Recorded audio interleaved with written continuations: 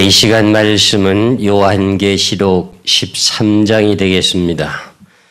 계시록 13장 1절에서 마지막 절까지가 되는데 그 가운데 1절에서부터 10절까지만 봉독하겠습니다. 요한계시록 13장 1절에서 10절까지를 봉독하겠습니다. 내가 보니 바다에서 한 짐승이 나오는데 뿔이 10이요 머리가 7이라. 그 뿔에는 10 면류관이 있고 그 머리들에는 참남된 이름들이 있더라. 내가 본 짐승은 표범과 비슷하고 발은 곰의 발 같고 그 입은 사자 입 같은데 용이 자기의 능력과 보좌와 큰 권세를 그에게 주었더라.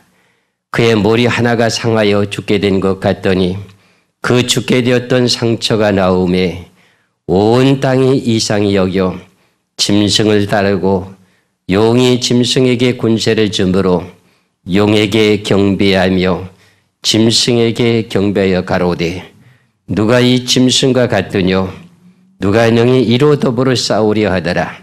또 짐승이 큰 말과 참는된 말하는 입을 받고 또 42달 일할 권세를 받으니라. 짐승이 입을 벌려 하나님을 향하여 회방하되 그의 이름과 그의 장막 곧 하늘에 거하는 자들을 회방하더라.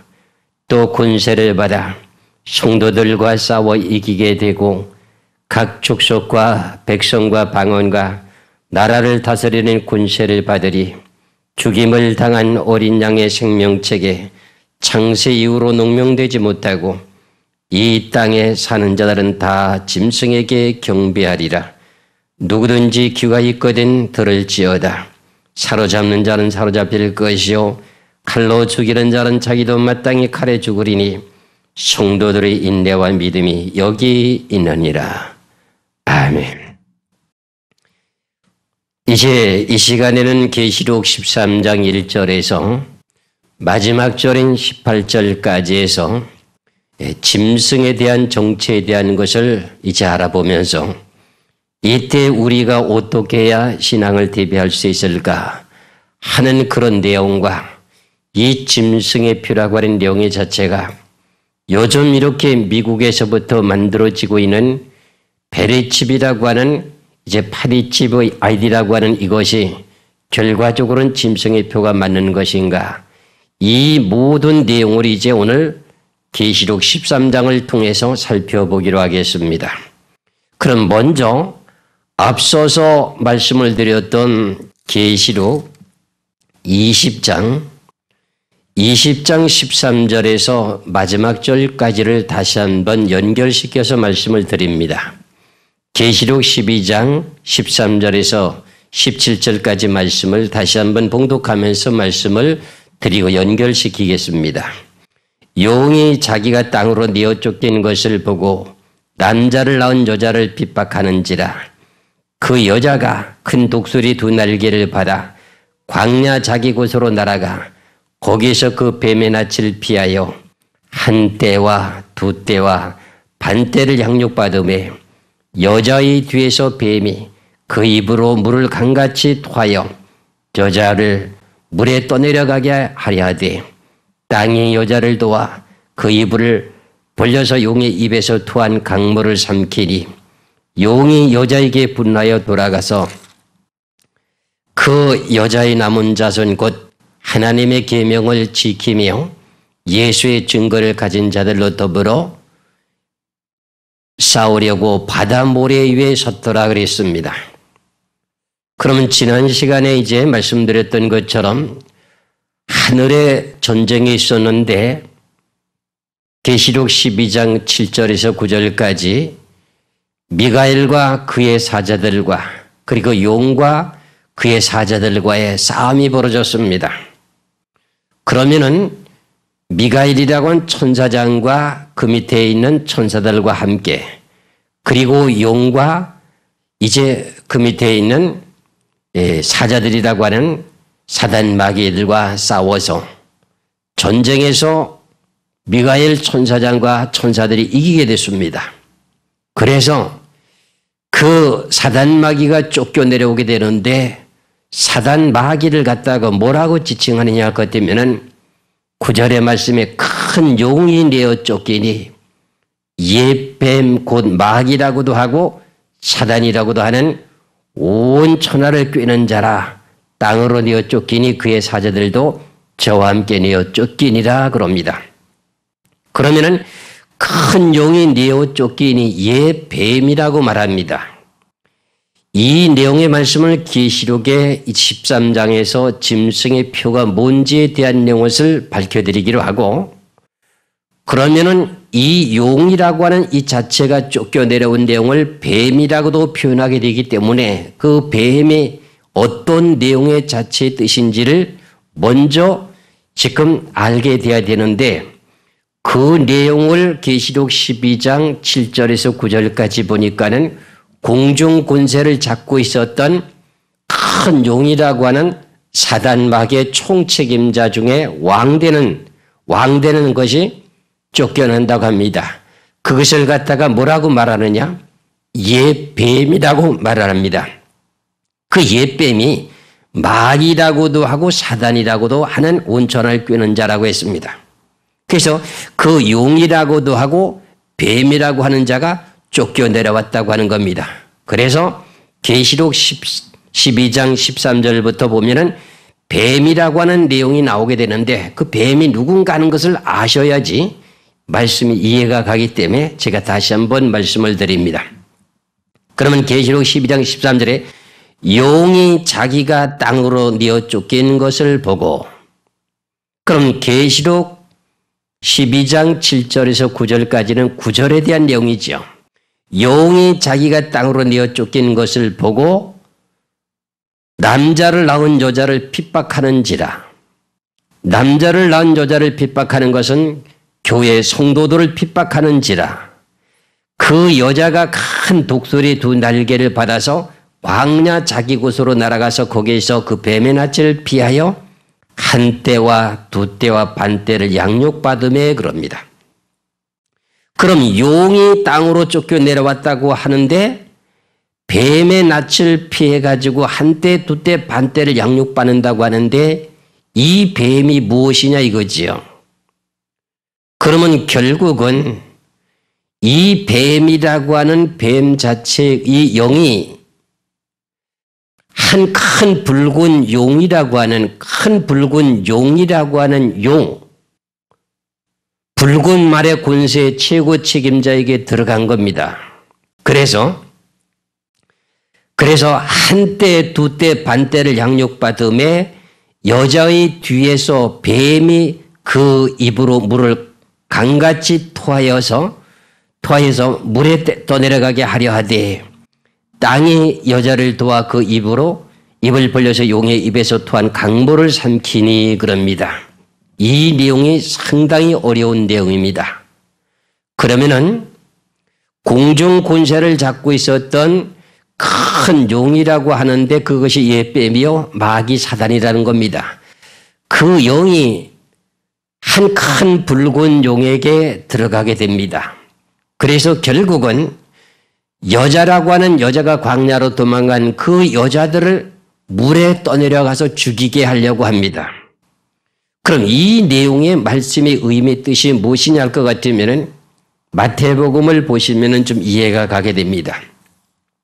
마태복음 2장에 보시면은 헤롯 왕 때에 유대 베들레헴에 예수님이 탄생되게 되지요. 그때 동방 박사들이 예루살렘으로 와가지고 유대인의 왕으로 나시니가 어디 계시냐고 이렇게 묻게 됩니다. 그럴 때에 선지자들이 헤롯 왕에게 보고하기를 베들레헴이라고 하는 곳에서 유대인의 왕이라고 하는 것이 날도록 성경에 기록이 되어 있습니다 하고 이렇게 알려 주게 되게 됩니다.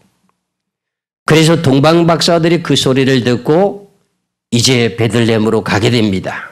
그래서 베들레헴으로 가가지고 가다 보니 다시금 문득 별이 또 올라서 가는 길을 인도하게 되므로 목적지인 베들레헴에 도착됐는데 거기 보니까는 이제 아기 예수가 말구에 놓여져 있습니다. 탄생되어 있습니다. 그래서 동방 박사들이 그 악에게 경배하고 그리 황금과 유황과 모략을 예물로 드리고선 지금 집으로 돌아가려고 합니다. 하루 저녁을 먹고. 그런데 꿈에 헤롯에게로 돌아가지 말라고 하는 지시를 동방박사들이 받고 다른 길로 도망가게 됩니다. 그러고 나서 그 다음에 또 그 밤에 요셉에게 현몽해서 하나님께서 현몽해서 나타나가지고 너는 헤롯이 너를 찾아 죽이려고 하니까 지금 애국으로 피하라고 해서 피하게 되게 됐습니다. 그러니 전부 다가 이 여자지요. 여자라고 하는 여자가 피하게 되지요. 피하게 되고 나니까는 결과적으로 동방박사들이 와가지고 헤롯 왕에게 보고하지 않는 겁니다. 그럼 동방박사들에게 베들레헴으로 갈 때 헤롯 왕이 뭐라고 제 부탁을 했느냐 할 것 같으면 너희들이 가서 아기 예수를 찾게 되게 되면 유대인의 왕으로 태어나신 아기를 찾게 되면 나에게 와서 보고해라. 그럼 나도 가서 경배하리라 이렇게 했습니다. 그런데 그 내용의 말은 아기를 죽이려고 아기 예수를 죽이려고 하는 음모였기 때문에 동방 박사들을 꿈에 하나님께서 현명해 가지고 헤롯에게 돌아가지 말라고 하고 다른 길로 가게 만들었습니다. 그리고 역시 요셉이라고 하는 마리아의 남편들인 요셉이도 아기 예수를 데리고 애굽으로 피신하게 됩니다. 그러다 보니까 헤롯 왕이라고 하는 왕은 세상의 왕은 누구에게 속해 있다는 뜻입니까? 오늘 계시록 12장의 말씀을 놓고 보니까 붉은 용의 권세가 뱀에게 속해 있다고 하는 내용을 말하고 있습니다. 그럼 이 내용을 왜 이렇게 말하느냐 하는 내용은 제가 13장에 가가지고 짐승이라고 하는 자체를 밝힐 때 말씀을 드릴 것입니다. 그래서 헤롯 왕이라고 하는 왕이 기다려도 동방박사들이 들어오지 않다 보니까는 그만 화가 나게 됐습니다. 그래서 그 입에서 물을 강같이 토해냅니다. 너희들이 이제 그 신하를 시켜가지고 말을 하게 됩니다. 너희들이 베들레헴의 지역에 가서 아이를 난 그 아이를 3살 이하에서 모든 그 아이를 2살 이하의 그 모든 사내 아이를 다 죽이라고 명령을 하게 됩니다. 누구를 죽이려고? 예수님을 죽이려고 유대인의 왕으로 태어나는 여자를 죽이려고. 그래서 그 내용을 제가 말씀을 드립니다. 마태복음 2장 16절에서 18절의 말씀을 보시겠습니다. 마태복음 2장 16절에서 18절까지 이에 헤롯이 박사들에게 속은 줄을 알고 심히 노하여 사람을 보내어 베들레헴과 그 모든 지경 안에 있는 사내 아이를 박사들에게 자세히 알아본 그때로 표준하여 2살부터 그 아래로 다 죽이라 하고 명령을 내립니다.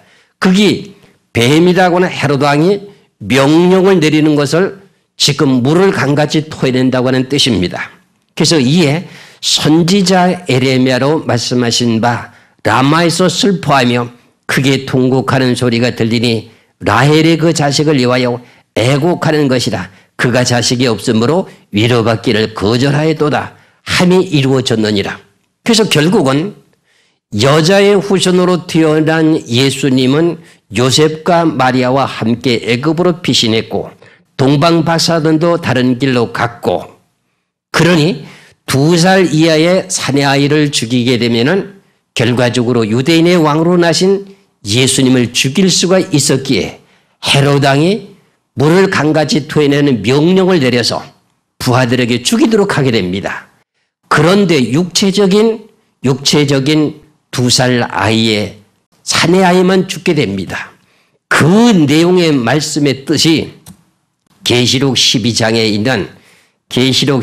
있는 내용의 15절의 말씀입니다.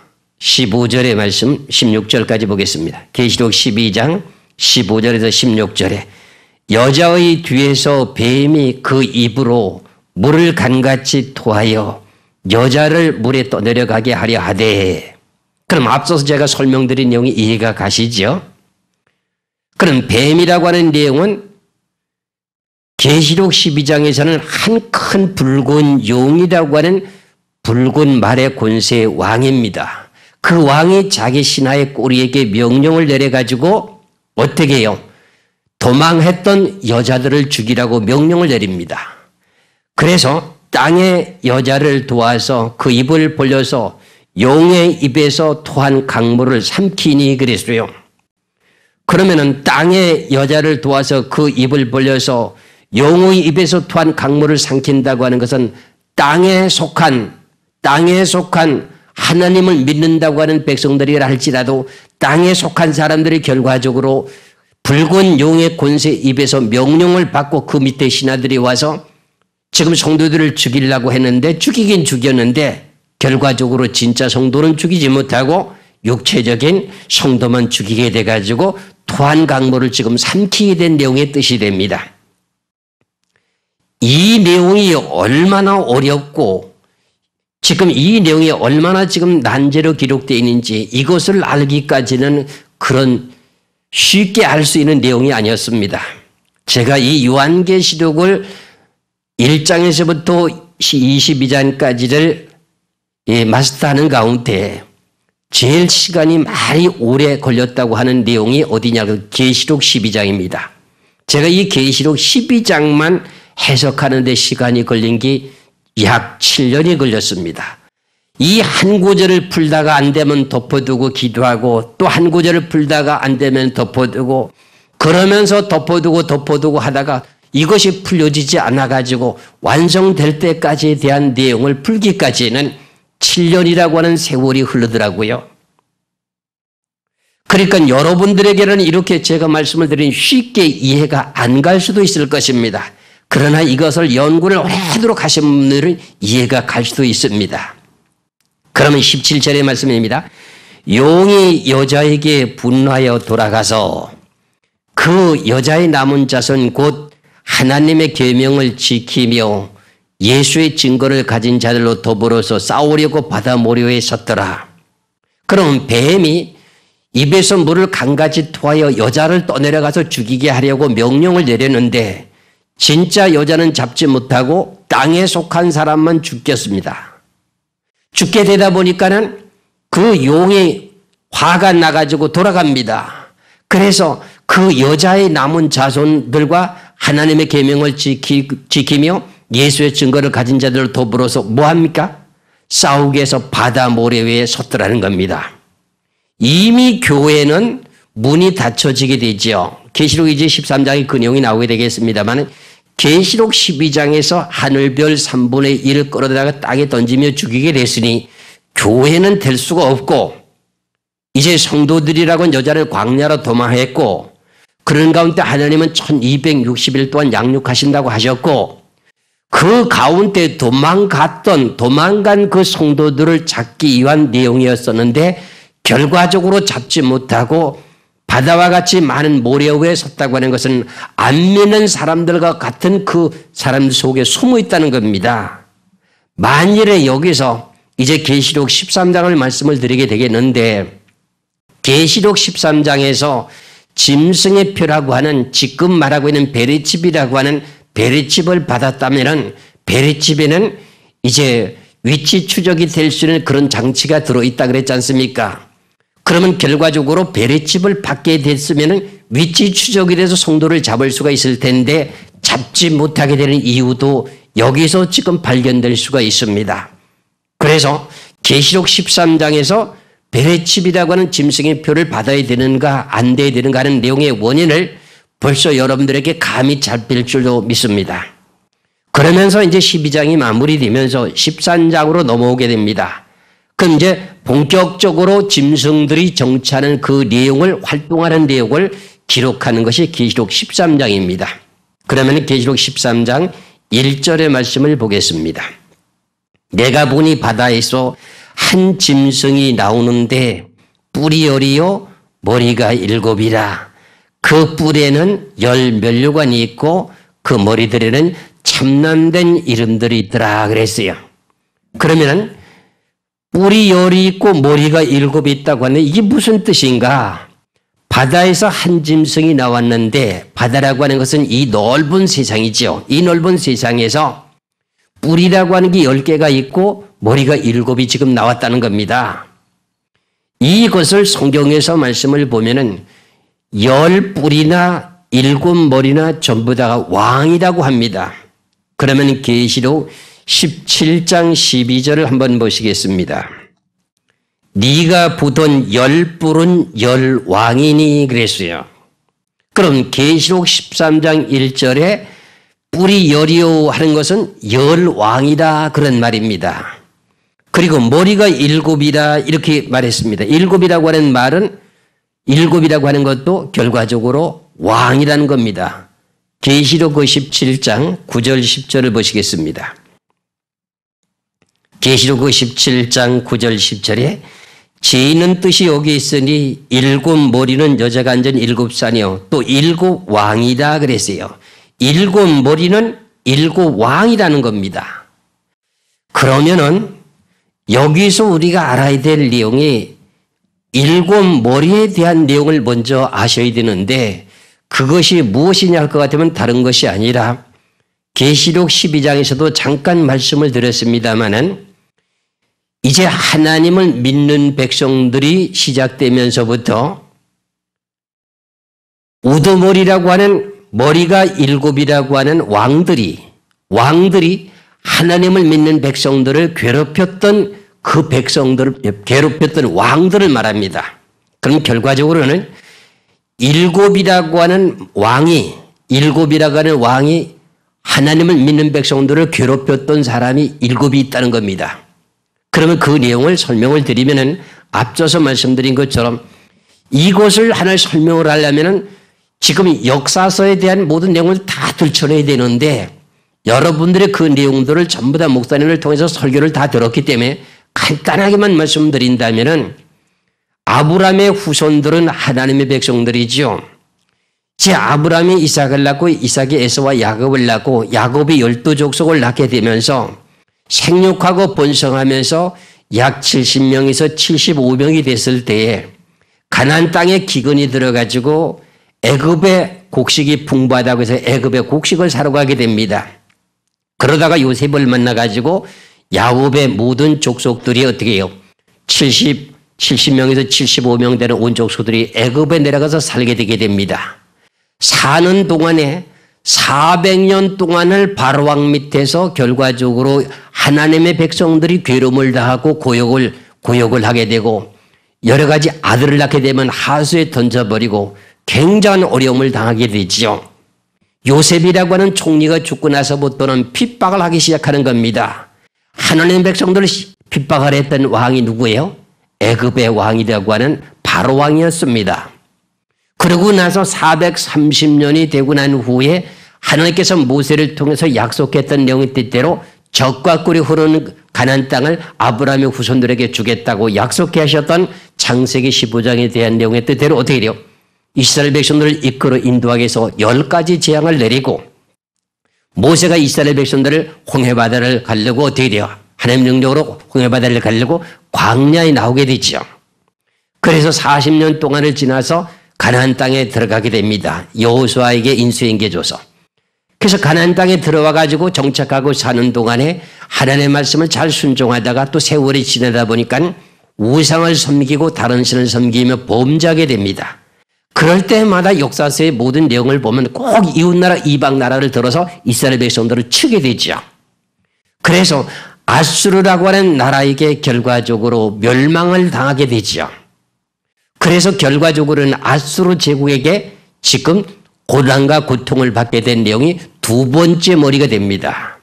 그 다음에 유다 백성들도 하나님의 말씀을 불순종하고 결과적으로 하나님을 등지고 다른 신을 섬기다 보니까 결과적으로 유다 백성들을 어떻게 합니까? 바벨론 느부갓네살 왕 때 포로로 붙잡히게 되죠. 그럼 세 번째는 바벨론 왕이지요. 그 다음에 바벨론 왕이 통치하는 시대 때에 70년이 다 찰 무렵에 메데 파샤가 연합국을 이루어서 파사 제국에 어떻게 해요? 파사 제국의 고레스 왕을 들어서 하나님께서 유다 백성들을 해방시키기 위해서 바벨론 제국을 무너뜨리게 됩니다. 그러면서 파사 제국이 생기게 되면서 파사 제국이 생기면서 넷째 우두머리가 된 거지요. 그러면 고레스 왕이 죽고 난 후에 다리오 1대 왕, 2대 왕, 3대 왕으로 지나면서 지금 유다 백성들이 고난과 고통을 받았습니다. 그리고 난 후에 파사 제국을 멸망시킨 나라가 누굽니까? 그리스라고 하는 헬라 제국이었었죠.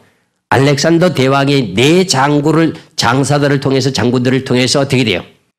이 바사 제국을 멸망시키고 나서 헬라 제국이라고 하는 제국을 통치하게 되죠. 그러면 결과적으로 다섯 번째 머리가 누구예요? 헬라 왕이죠. 그 다음에 여섯 번째는 또 헬라 제국의 알렉산더 대왕이 일찍 죽게 됨으로 말미암아서 네 장수 왕들이 서로 간에 땅 따먹기 식으로다가 질투하고 싸우다가 결과적으로 그 멸망받게 됩니다. 로마에게 멸망을 받게 되죠. 그래서 로마 제국이 등장될 때까지가 머리가 몇이에요? 여섯이 되지요. 다시 그러면 말씀을 드립니다. 첫 번째 첫 번째 머리는 애굽의 왕, 두 번째는 아수르 왕, 세 번째는 바벨론 왕, 네 번째는 바사 왕, 다섯 번째는 헬라 제국의 왕, 여섯 번째는 로마 제국 왕. 그러면 마지막에 하나가 남았는데 이 여섯 번째까지는 다 지나갔습니다. 그러면 일곱 번째가 되는 왕은 누구냐? 일곱 머리가 되는 일곱 번째 마지막이 누구냐? 바다에서 올라온 일곱 머리 중에 하나가 누구냐? 이게 붉은 용입니다. 계시록 12장 3절입니다. 계시록 12장 3절에 계시록 12장 3절에 하늘에 또 다른 이적이 보이니 보라 한 큰 붉은 용이 있어 머리가 일곱이요 뿔이 열이라 그랬지요. 그럼 이 내용과 계시록 13장 1절과 똑같은 내용을 말하게 되는데 그럼 마지막 제 일곱 번째 우두머리가 되는 한 큰 붉은 용에게 속한 열 뿔이라고 하는 열 왕이 연합국을 이루게 되게 됩니다. 그래서 이것이 7년 환란 후 3년 반의 지구를 통치하게 되고 이 붉은 용이 또 앞잡이 노릇하게 되는 거짓 선지자와 적그리스도가 또 등장되는 것이 계시록 13장입니다. 그러면은 오늘 계시록 13장 1절의 말씀에 내가 보니 바다에서 한 짐승이 나오는데 뿔이 열이요 머리가 일곱이라 그 뿔에는 열 면류관이 있고 그 머리들에는 참남된 이름들이 있더라 하면은 마지막에 이제 일곱 번째 우두머리라고 하는 여기에다 초점을 맞춰야 됩니다. 이 초점을 맞추게 되는데 이것이 누군가 했더니 붉은만의 권세라고 하는 것을 누차 말씀을 드렸습니다. 그럼 2절에 내가 본 바 짐승은 그럼 일곱 번째 우두머리가 되는 그 짐승은 표범과 비슷하고 발은 곰이 밝았고 그 입은 사자 입 같은데 용이 자기의 능력과 보좌와 큰 권세를 그에게 주었더라 그럽니다. 그러면은 머리가 일곱이라고 하는 마지막에 나오게 되는 일곱 번째 우두머리가 그 마음의 성격이 어떠냐 할 것 같으면은 내가 본 짐승은 표범과 비슷하다. 그럼 이 내용이 표범과 비슷하고 그 발은 곰에 발 같고 그 입은 사자 같다 하는 이 내용의 표현은 다니엘 7장에 있는 그 짐승에 대한 성격을 말하게 됩니다. 다니엘 7장을 보시겠습니다. 다니엘 7장에 볼 것 같으면 4절에 보면 첫째는 사자 같은데 독수리의 날개가 있더니 그 건너뜁니다. 5절로 갑니다. 다른 짐승 둘째는 곰 같은데 그 다음에요. 세 번째는요. 또 다른 짐승이 표범과 같은 것이 있는데 이럽니다. 그러면은 여기서 사자 같다고 하는 것은 바벨론 제국의 그 왕의 성품의 성격을 말했고 그 다음에 그 다음에 두 번째는 곰 같다고 하는 것은 메디파사 제국의 그 왕들을 보고 그 성격을 말했고 셋째 짐승에는 표범과 같다고 하는 그 내용은 헬라 제국의 왕을 지금 말했습니다.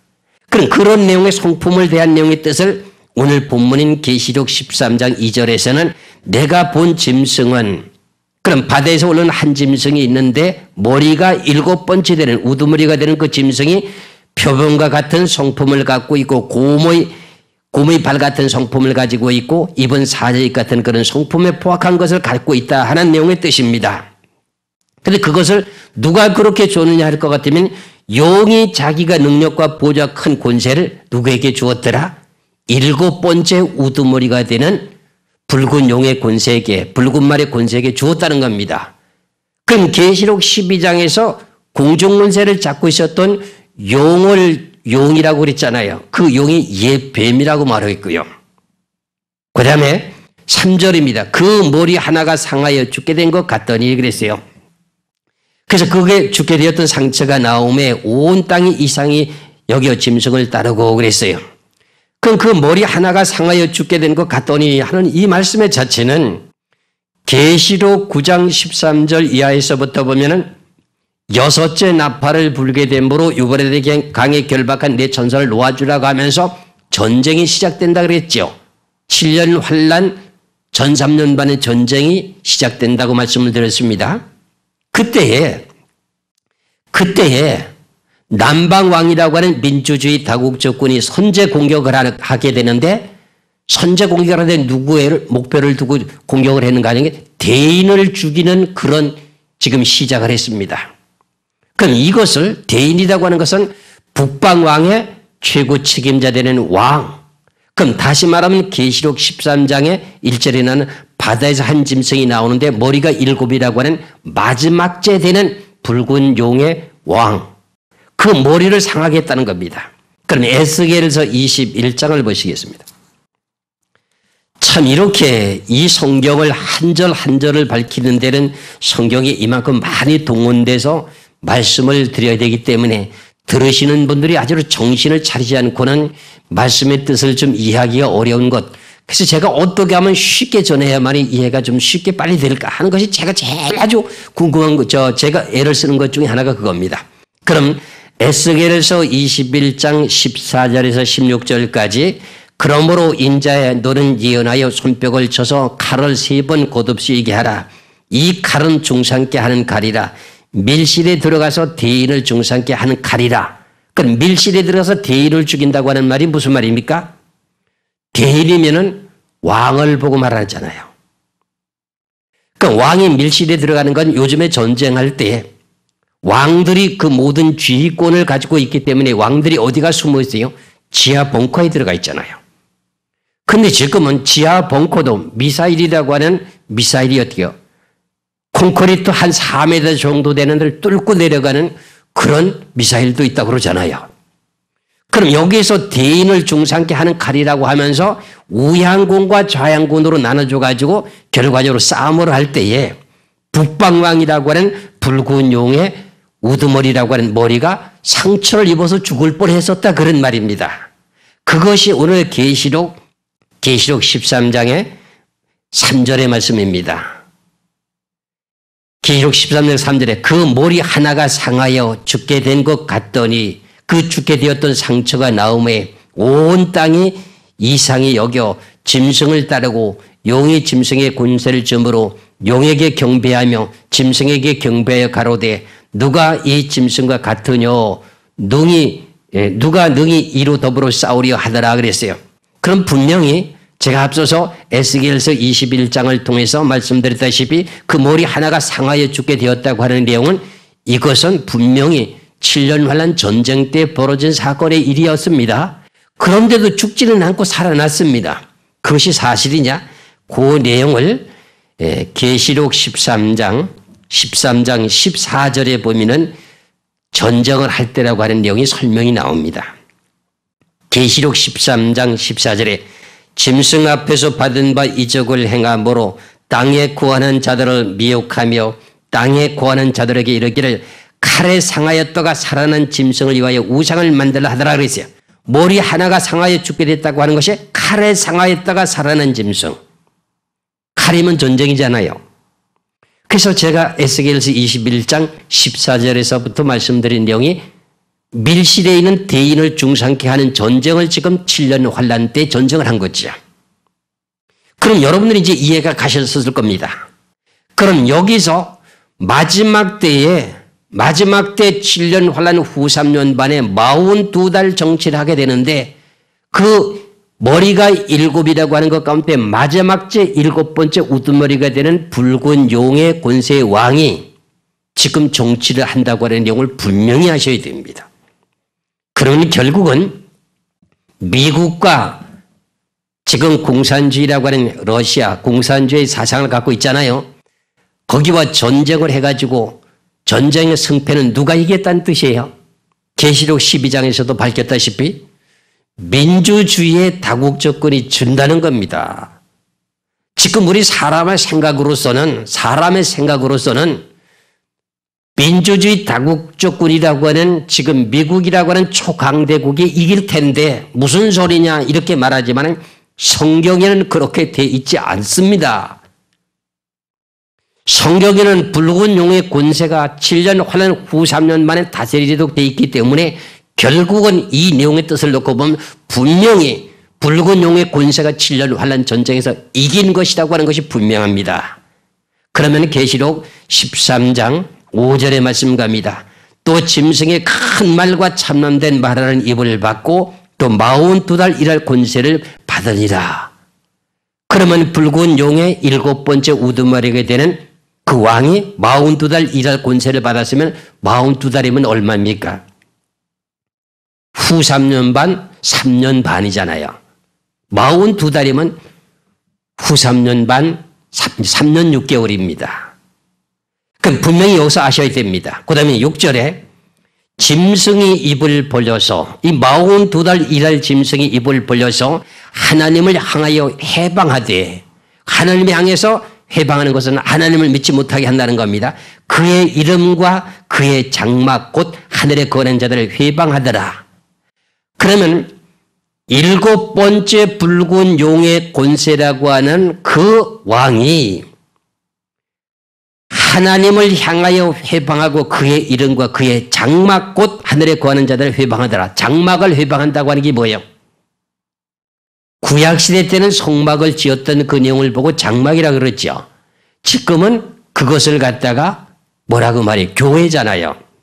그러면 교회를 못하게 회방한다는 거예요. 그럼 이미 계시록 12장 1절에서 6절까지도 이미 교회가 못되도록 교회가 할 수 없는 그 위치가 이루어졌어요. 하늘별 3분의 1 끌어다가 땅에 던졌으니까요. 그럼 그리고 난 후에도 교회가 유지되느냐 안 되느냐 하는 내용을 설명하는 거예요. 유지가 안 됩니다. 그래서 이렇게 42달 일할 권세를 받아가지고 하나님의 이름도 부르지 못하고 그의 이름 예수님의 이름도 부르지 못하고 하나님의 장막이라고 하는 교회도 하지 못하게 해방하게 됩니다. 그 다음에 7절입니다. 또 권세를 받아서 성도들과 싸워서 이기게 되고 각 족속과 백성과 방언과 나라를 다스리는 권세를 받으니 그랬습니다. 그런데 42달 일할 권세를 받아가지고 성도들과 싸우게 되는데 성도들이 이 짐승에 굴복당하고 졌습니다. 그럼 어떻게 하면 좋습니까? 여기서 우리는 정신을 번쩍 차려야 되죠. 성도라고 하면 예수 믿는 사람들 아닙니까? 예수 믿는 사람들이 이 42달 권세를 가지고 7년 환란 후 3년 반에 다스리게 될 붉은 용의 권세에게 굴복을 당하고 진다는 겁니다. 그들에게 절하고 그만 무릎을 꿇게 된다는 겁니다. 그럼 성도들이 환란에 들어갔습니까? 환란전에 들림받았습니까? 성도가 들어갔습니다. 그럼 이 성도들은 뭐냐 이거지요?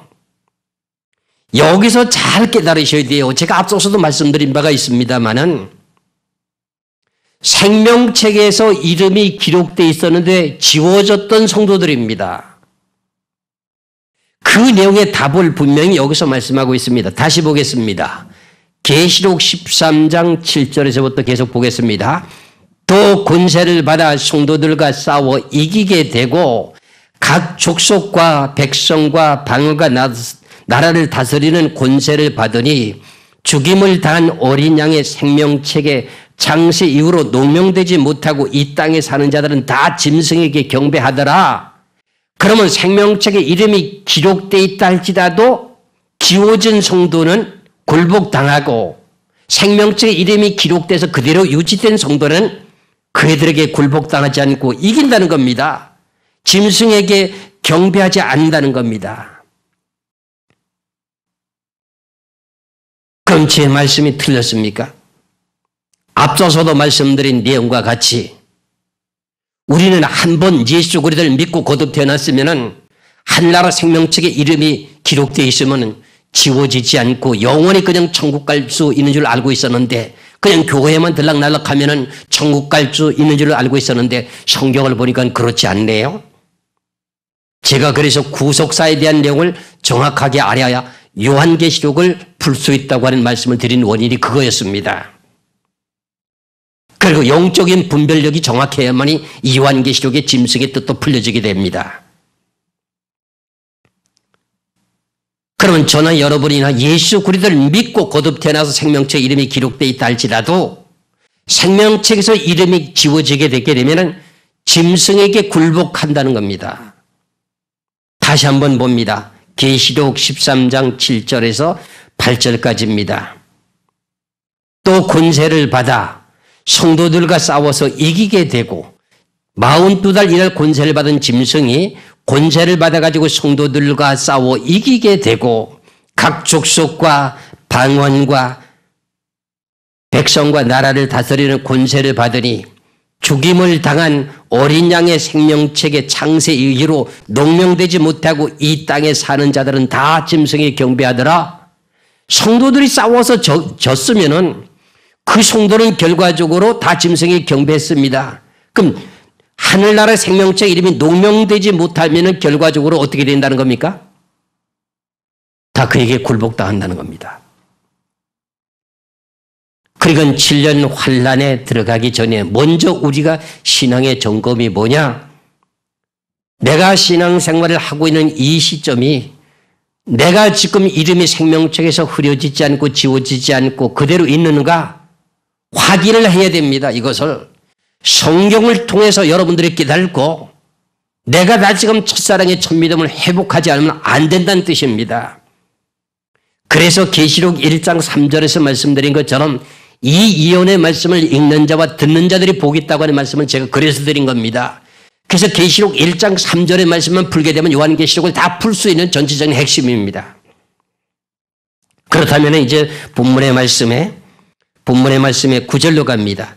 누구든지 귀가 있거든 들을지어다. 사로잡는 자는 사로잡힐 것이요 칼로 죽이는 자는 자기도 마땅히 칼에 죽으리니 성도들의 인내와 믿음이 여기 있느니라 그랬어요.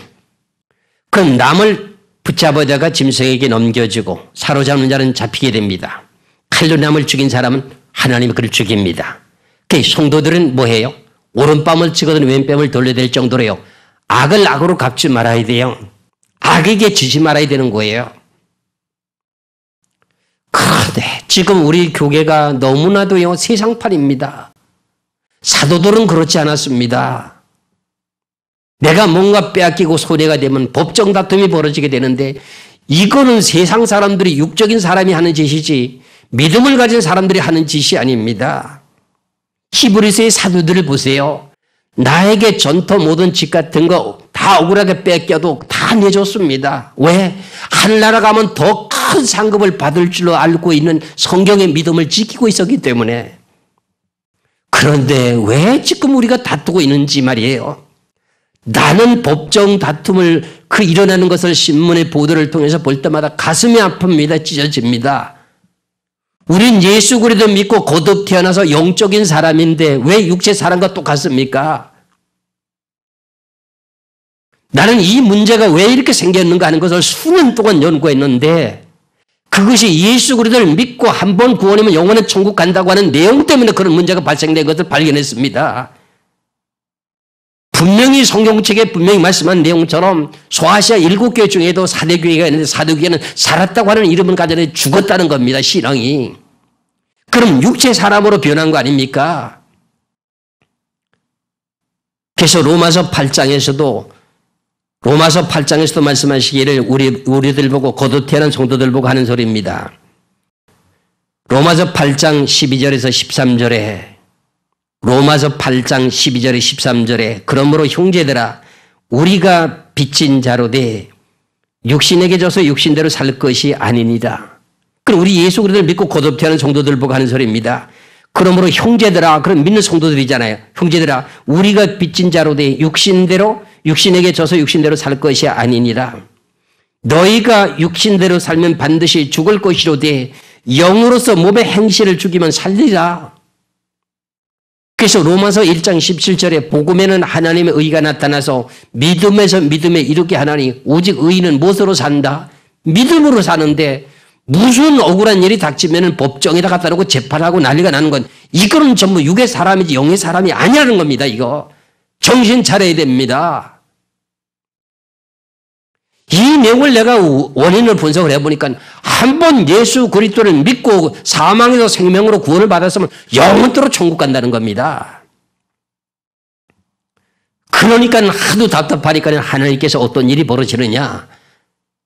성도들 기도를 많이 하는 사람들을 입시는 시켜가지고 그 영이 천국에 가고 지옥에 가는 걸 보여주지 않습니까? 근데 요즘엔 목사님들도 입신해가지고 천국과 지옥을 보여주는 그 일들이 많이 지금 나타나고 있습니다. 그런데 예수 그리스도를 믿고 거듭 태어난 성도들 가운데 천국에 가는 사람들을 보니까는 10사람 중에 대부분이 말씀하시는 전체적인 통계를 놓고 보니까 10사람 중에 3사람 정도 천국 가고 나머지 못 가더라는 겁니다. 그러면 결과적으로는 뭐냐? 성경도 그런 내용이 그렇게 성경도 그러냐? 맞습니다. 성경에도 그렇게 기록이 되어 있습니다. 성경에서 마태복음에서 말씀을 보면 좁은 문으로 들어가라고 말합니다. 7장에서 말씀을 보시면은 마태복음 7장을 보시기 바랍니다. 7장 13절을 보시겠습니다. 좁은 문으로 들어가라. 멸망으로 인도하는 문은 크고 그 길이 넓어 그리로 들어가는 자가 많고 생명으로 인도하는 문은 좁고 길이 협착하여 찾는 이가 적음이니라. 그럼 넓은 길로 간다고 하는 것은 다른 종교를 말합니다. 그런데 좁은 문으로 우리들을 보고 들어가라고 하는 내용 가운데에 생명으로 인도하는 문은 좁고 그 길이 협착하여 찾는 이가 적습니다.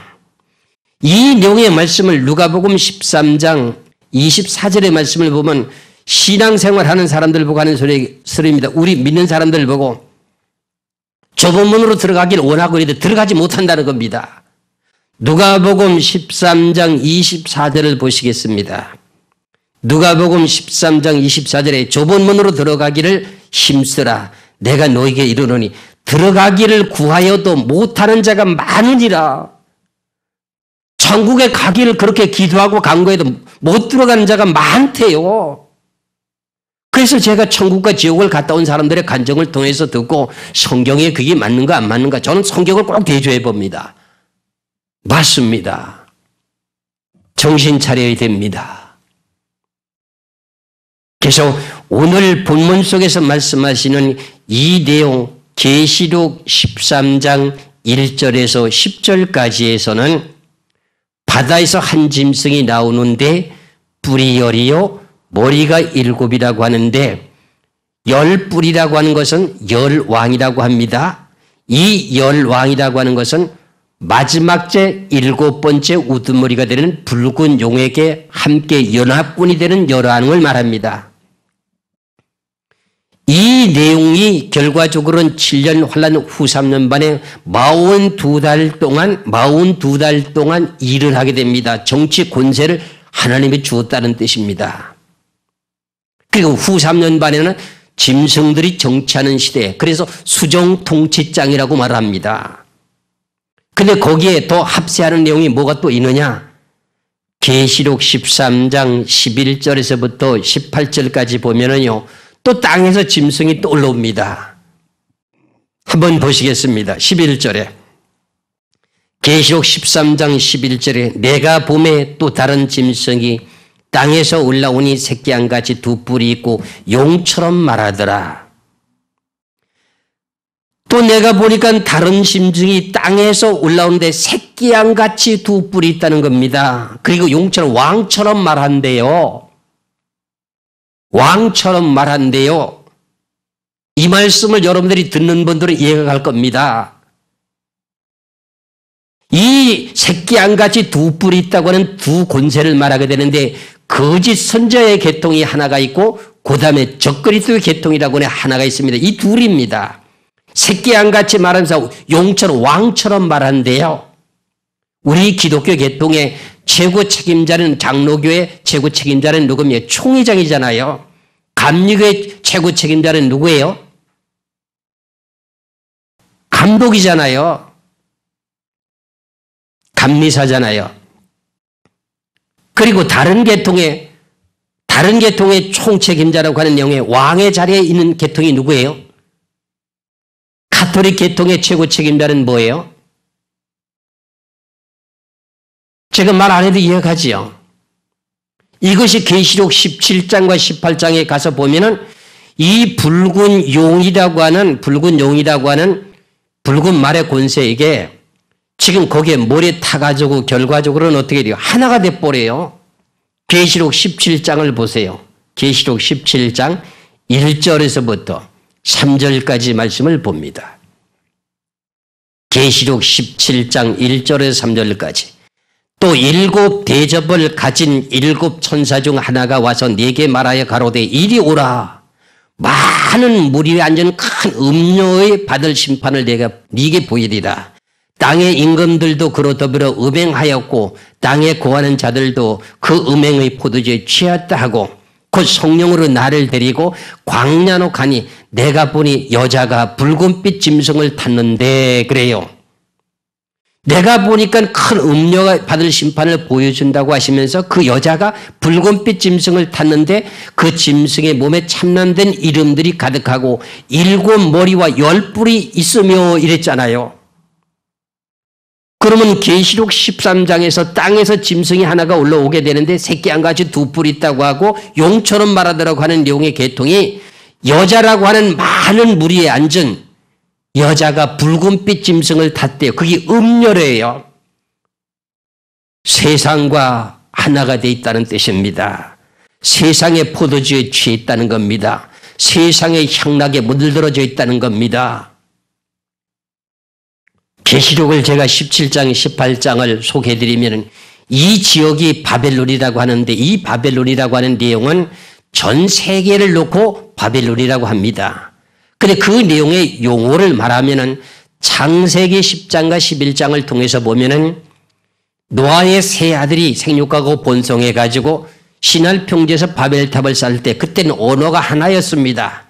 근데 하나님은 생육하고 번성해서 온 지구에 포지라고 편만하게 포지라고 했는데 이 노아의 세 아들들이 고만 바벨탑을 쌓고 흩어짐을 면하자고 하는 것 때문에 하나님께서 내려오셔가지고 그들의 언어를 혼잡하게 만들어서 전 세계로 흩어버렸잖아요. 흩어지긴 동기가 뭐예요? 언어를 혼잡게 하는 것을 보고 바벨이라 이래 말했어요. 바벨. 그럼 전 세계의 언어가 지금 전부 다가 어떻게 혼잡하잖아요. 미국의 언어가 다르지요. 일본의 언어가 다르지요. 한국의 언어가 다르지요. 중국의 언어가 다르지요. 그다음에 인도의 언어가 다르지요. 중동의 언어가 다르지요. 유럽의 언어가 다르지요. 전부 전 세계가 전부 언어가 다르기 그것을 보고 바벨이라 그래요.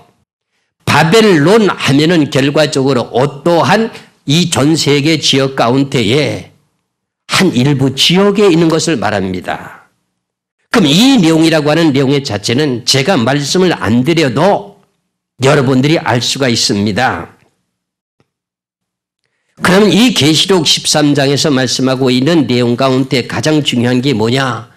계시록 13장 11절에 내가 봄에 또 다른 짐승이 땅에서 올라오니 새끼 한 가지 2 뿔이 있고 용처럼 말하더라.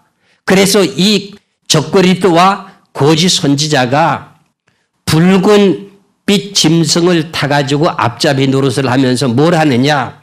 성도들을 핍박을 하게 되고 결과적으로 짐승의 표를 받지 않으면 우상에 절하지 않으면 몇이든지 다 죽이는 역할을 하게 되는 것이 결국은 계시록 13장입니다. 그러면은 전 세계 지구를 통치하기 위해서는 여러 왕들이 있어야 되는데 그중에 최고 황제는 누굽니까?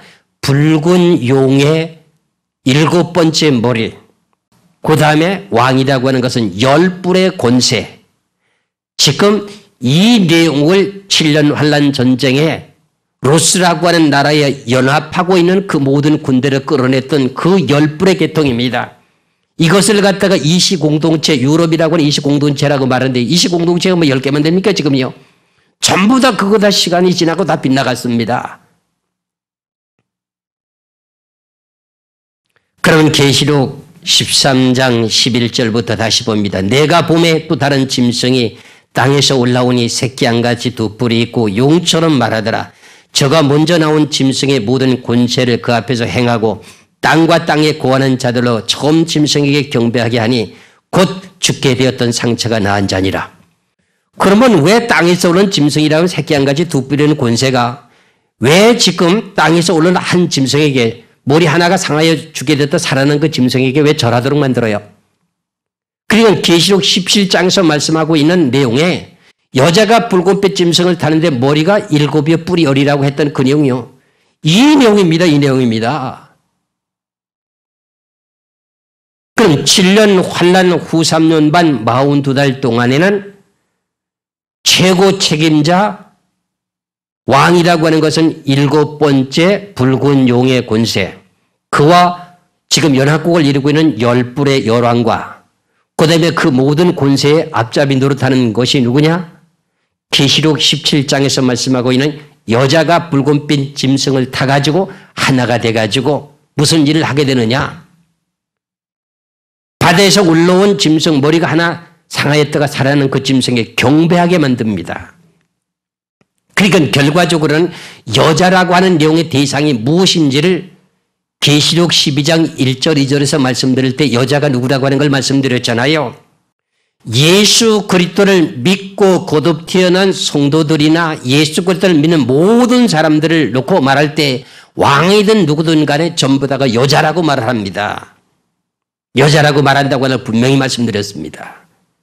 이 계시록을 하나를 풀기 위해서는 기본적인 근본 성경의 진리의 원칙을 먼저 깨달아야 된다고 하는 걸 내가 여러 번 수차 강조했습니다. 그전 신령한 교회로만 풀어버리면 답이 정확하지가 않습니다. 그러면 이 지금 새끼 한 가지 두 뿔이 있는 적그리스도와 거짓 선지자라고 하는 내용의 자체를 마태복음 24장 24절을 보세요. 이게 기사와 표적과 이적을 나타내고 그럽니다. 계시록 24장 24절에 거짓 그리스도들과 거짓 선자들이 일어나 큰 표적과 기사를 보여 할 수만 있으면 택하신 자들도 미혹하게 하리라 그랬어요. 그러면 계시록 13장 11절에 또 다른 짐승이 땅에서 올라오니 새끼 한 가지 두 뿔이 있고 용처럼 말하더라고 하는 이 적그리스도와 거짓 선지자가 기사와 표적을 나타내게 되는데 하늘에서 불이 막 내려오게 합니다.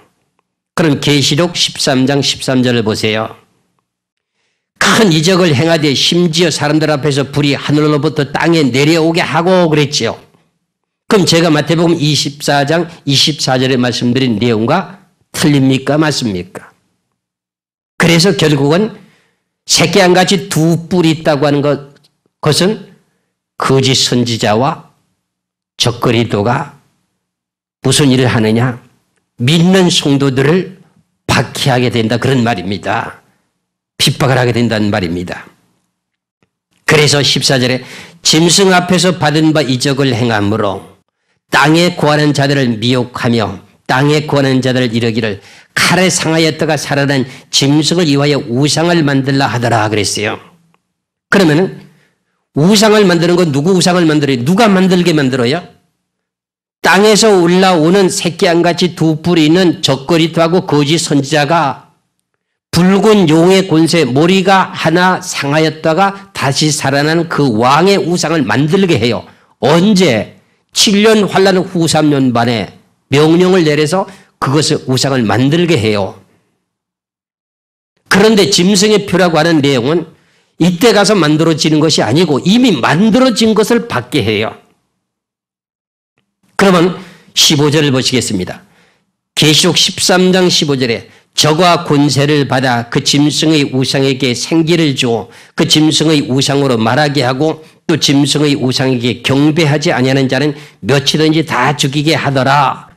그런데 우상을 만들어놨는데도 지금 현재 로봇식으로 말하는 우상을 만듭니다. 로봇처럼요. 그래서 16절에 저가 모든 자나 곧 작은 자나 큰 자나 부자나 빈궁한 자나 자유한 자나 종들로서 그 오른손이나 이마의 표를 받게 하고 누구든지 이 표를 가진 자 외에는 매매를 못하게 하니 이 표는 곧 짐승의 이름이나 그 이름의 수라 지혜는 지혜가 여기 있으니 총명 있는 자는 그 짐승의 수를 세어보라. 그 수는 사람의 수니 666이라 그랬어요. 그럼 여기서 우상을 만들라고 명령을 내렸던 것은 분명히 11절에서 나오는 땅에서 새끼 한 가지 두 뿌리는 용처럼 말하게 되는, 왕처럼 말하게 되는 이제 거짓 선지자와 적그리스도가 짐승의 우상을 만들게 만들었습니다. 그리고 짐승의 표를 받게 하는데 표를 그때 가서 만들었다고 하는 것이 없습니다. 그럼 16절에 보면 저가 모든 자 곧 작은 자나 큰 자나 부자나 빈곤한 자나 자유한 자나 종들로 그 오른손에는 이마의 표를 받게 하게 합니다. 그러면 그때 만들어서 받게 하는 겁니까? 만들어진 것을 갖다가 사용하는 겁니까? 만들어진 것을 사용하는 겁니다. 여기서부터 이제 짐승의 표에 대한 정체를 우리가 알아야 되지요. 여기서부터 짐승의 표의 정체를 알아야 돼요. 그러면은 지금 우리가 기독교인들이 지금 한 번씩은 다 들어봤을 만한 그런 내용의 예언인데, 말씀인데, 그것이 즉 뭐냐? 미국에서부터 건강보험법을 만들면서 지금 베리칩을 만들어서 그것을 받지 않으면 의료 행위를 할 수 없다. 그리고 의료 치료를 받을 수 없다 하는 내용 속에서 좋은 측면으로 만들어냈다고 하지만서도 거기에 따라서 어떤 음모의 계획도 있습니다. 그럼 이 베리칩이라고 하는 내용이 짐승의 표가 맞는 것인가 아닌가 하는 것을 지금까지 여러분들이 수없이 많은 사람들을 통해서 듣게 된 그 내용을 한번 살펴보면은 이 내용을 베리칩을 만들게 된 나라는 어디입니까? 미국이라고 하는 나라입니다. 그 미국이라는 나라에서 이 베리칩을 만들게 된 목적이 무엇인가? 그러면 미국의 최고 고위급 관리들이 계획한 그 내용인데 이것은 다른 것이 아니라 신세계 질서와 단일 정부 체계를 이제 이루기 위해서 그럽니다. 그러자면 정치, 경제, 종교, 문화 모든 것을 한 공동체의 질서를 이루기 위해서 이것을 갖다가 만들게 된 내용입니다. 그래서 전 세계 모든 사람들을 식별, 관리, 관장하면서 이것을 받게 만들게 된 이유입니다. 그런데 맨 첫 번에는 목적이 뭐냐? 의료보험용으로만 받게 되는 것으로 지금 유인되고 있습니다.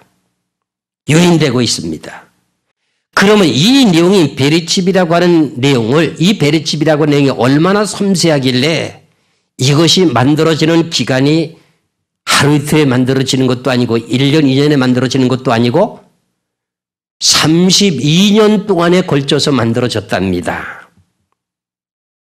이것이 1968년도에 시작이 돼가지고 32년 만에 만들어졌으니까 2000년도에 가서 이게 만들어졌다고 하는데 그러면 2000년 전으로 거슬러서 보면은 32년 전부터 미국의 최고 고위급 관리들이 어떻게 돼요? 신세계 질서를 이루기 위해서 전 지구, 이 지구촌을 관리하고 통제할 수 있는 시스템을 만들기 위한 내용의 계획이 베리칩이었다는 겁니다. 그런데 그걸 만든 사람은 여러분들도 잘 알고 계시는 칼 샌더슨이라고 한 사람인데 이 사람은 IT 계통의 천재라고 할 만큼 그렇게 유명한 사람이라는 겁니다. 그런데 이분이 만들어주고 이 모든 프로젝트를 정부에다 넘겨주고 난 후에는 전도를 받아서 예수 그리스도를 믿게 됨으로 말미암아서 어떻게 돼요? 자기가 만들어낸 이 베리칩이라고 하는 것이 계시록을 놓고 보니까 짐승의 표라고 하는 것을 알게 되므로 지금 세미나를 다니면서 그걸 받으면 안 된다고 하는 내용을 미국에서 공공연하게 모든 내용이 소문에 퍼져 있습니다. 그러면 이 베리칩이라고 하는 내용의 자체가 기능이 어떻게 되어 있는가 여러 가지로 분류될 수 있습니다. 베리칩의 종류가 크게 세 가지로 되어 있는데 먼저 베리칩을 부르게 되는 그 명칭이 있는데 맨 첫 번은 위치 추적을 하기 위한 내용으로서 뭐라고 지금 이름을 부르게 되느냐 RFID라고 하는 무선 식별 장치라고 하는 것으로 부르게 됩니다.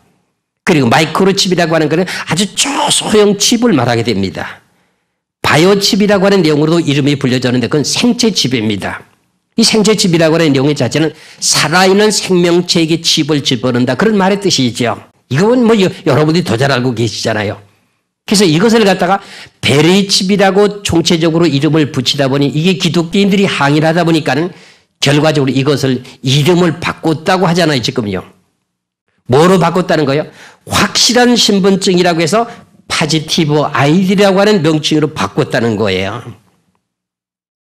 그래서 베리칩의 종류가 크게 세 가지가 있는데 동물용이 있고 인체용이 있고 사람에게 의료용으로 쓰여지는 의료용이 있고 세 가지가 있습니다. 이것을 생산하는 그 회사는 미국의 디지털 엔젤사라고 하는 곳에서 이것이 생산되고 있다고 하는 것을 이제 여러분들이 잘 알고 계십니다.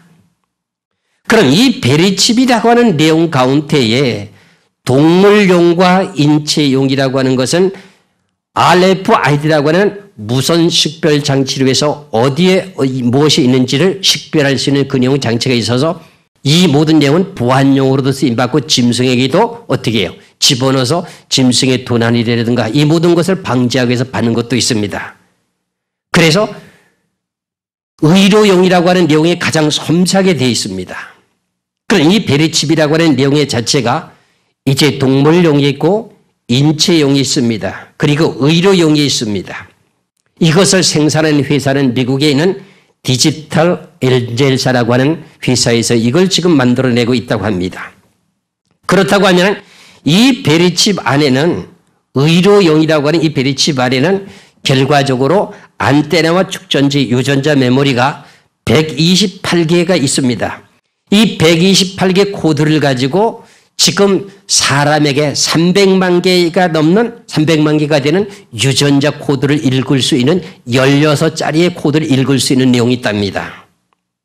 그러면 이 지금 의료용에는 메모리라고 하는 유전자 메모리라고 하는 128개의 유전자 코드를 읽을 수 있는 16자리 코드를 읽을 수 있는 것이 있는데 이것이 결과적으로 사람의 300만 개가 되는 유전자를 파악해가지고 사람의 생각과 그 모든 마음을 움직일 수 있는 기능도 들어있다는 겁니다. 그러니까 엄청난 내용에 지금 내용이 포함되어 있는 거죠. 그 중에 지금 현재 사용되는 것은 단지 뭐예요? 의료용으로 사용하고 도난 방지용으로 미아 방지용이나 아니면 보안용으로 지금 사용하고 있는 내용으로만 지금 알려져 있습니다. 그런데 지금은 좋은 방법으로 이것이 쓰여진다 할지라도 7년 환란 가운데 가서는 결과적으로 이것이 악용이 돼가지고 짐승의 표로 변하게 됩니다. 그러려면 이것을 우리가 받아야 될까요? 말아야 될까요? 이것을 한번 받으면은 그만 언제까지 있다가 보면 소멸되고 없어지는 것도 아니라 반영구적이라고 하니까는 받으면 안 되는 내용이 되는 것이죠. 그래서 미국에서 이 내용을 법을 정해가지고 받도록 하기 위한 내용을 법을 만들어서 국회에 상정해서 이것을 통과시키게 된 그 내용의 결과를 놓고 보면은 2009년도에 7월 달에 이것을 갖다가 전 국민이 받도록 하기 위해서 법안을 어떻게 해요? 국회에다가 상정해가지고 그것이 2010년도 3월 30일 날 최종 확정 결정이 됐습니다. 그래서 36개월 안에 이것을 시행 공포할 수 있다고 하는 내용을 지금 우리가 알고 있습니다. 그런데 이것을 받도록 법으로 공포가 돼서 시행이 되게 되면 전부 다가 법으로 정해져 있으니까 받아야 됩니다. 그런데 그리스도인들이 이것을 받지 않게 될 경우에 어떻게 될까요? 첫 번째 1년 동안에는 벌금을 물 수가 있답니다. 그리고 2년까지도 벌금을 물게 됩니다. 지금 1년 동안 지금 베리칩을 받지 않았을 적에는 벌금이 적게 물려지다가 그 다음에 2년째 돼도 베리칩을 받지 않으면 벌금을 몇 배나 물게 됩니다. 그리고 세 번째는 더 많이 물게 됩니다.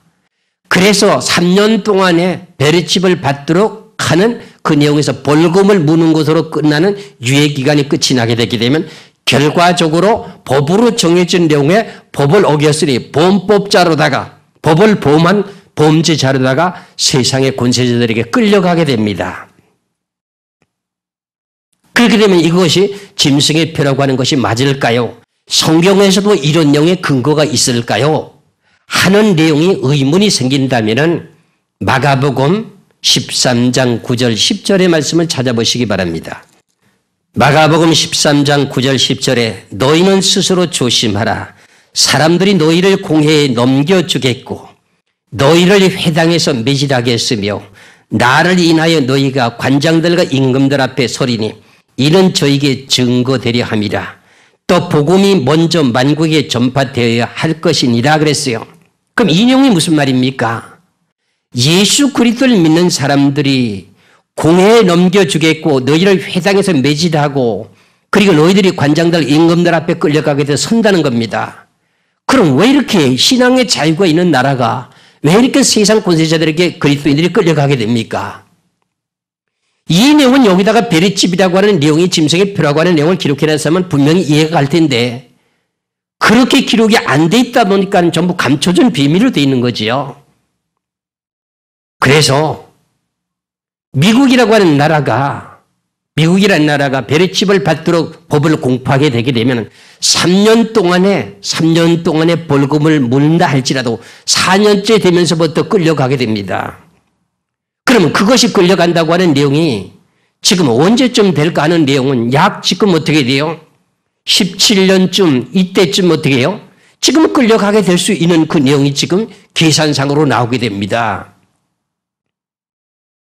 그런데 2017년도 끌려가게 됩니다. 그런데 마가복음 13장 20절의 말씀을 보니까 또 복음이 먼저 만국에 전파되어야 할 것이다. 복음이 먼저 만국에 전파되고 그 전에 지금 이런 일이 벌어진답니다. 끌려가게 되는 일이. 그러면은 복음이 만국에게 전파되기까지는 얼마나 세월이 남았을까요?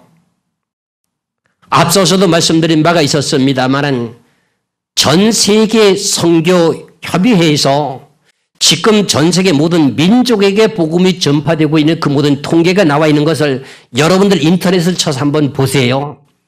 지금요 2020년까지면은 이 지구 전체 모든 민족의 복음이 다 전파된다고 되어 있습니다. 그럼 2020년 전에 세상 권세자들에게 끌려간다고 하는데 그게 무슨 문제 때문에 끌려갑니까? 베레치 외에는 다른 문제로 지금 끌려갈 이유가 없습니다. 신앙의 자유가 없는 나라에서는 선교사들이 몰래 들어가가지고 어떻게 해요? 복음을 전하다가 붙잡히니까 어떻게 붙잡혀가는 수가 있지만 이건 그 내용이 아닙니다. 그러면 베레칩이라고 하는 내용이 여기서부터 성경이 확인되고 있는 내용과 마찬가지로 어떻게 돼요? 지금 끌려가게 되는 내용이 지금 미국에서 법을 정해놓고 법대로 그대로 진행되는 그 진행이 될 경우에 이런 일들이 벌어지잖아요. 그럼 분명히 지금 이 내용대로 되어지게 될 텐데 그럼 이것이 짐승의 표가 아닌지는 벌써 여기서부터 가늠을 해볼 필요가 있는 거예요. 그 다음에 왜 이 짐승의 표라고 하는 이 베레칩이라고 하는 베레칩을 갖다가 오른손이나 이마에다가 이렇게 삽입을 하느냐 집어넣게 되느냐 하는 그 내용은 지금 베레칩을 만든 사람이 칼 샌더슨이라는 사람이 만든 사람이 그 안에는 배터리라고 하는 리듬 전지가 들어있기 때문에 살 속에 심어넣게 되게 되면 표피에 지금 피하 조직에 이걸 심게 되게 되면 결과적으로 어떻게 돼요? 반영구적인데 안테나가 달려있어가지고 무선 식별 장치를 하려면 배터리가 들어있어야 되지 않습니까? 전지가 들어있어야 되지 않습니까? 그리고 그 전지라고 하는 내용은 방전이 돼서 없어지게 되지, 따라 없어지게 되잖아요. 여러분들도 휴대폰을 사용하게 되다가 보면 휴대폰이 시간이 되면 따라 없어지잖아요. 다 충전을 해야 되잖아요. 그거와 마찬가지로 베레칩 안에는 리듬 전지라고 하는 축전지가 들어있는데 그것이 오래되면 자동 어떻게 해요? 방전이 돼서 소모되고 없어집니다. 근데 그것을 충전할 수 있는 방법이 자동 충전할 수 있는 자가 충전할 수 있는 방법이 사람의 피하 조직에 어떻게 온도 변화가 가장 심한 곳에다가 심게 되면 자동으로 충전될 수 있도록 만들었다는 겁니다. 누가? 이걸 만든 본인이 칼 샌더슨이. 그것이 어디냐? 위치가 어디냐? 이마와 오른손이라는 겁니다.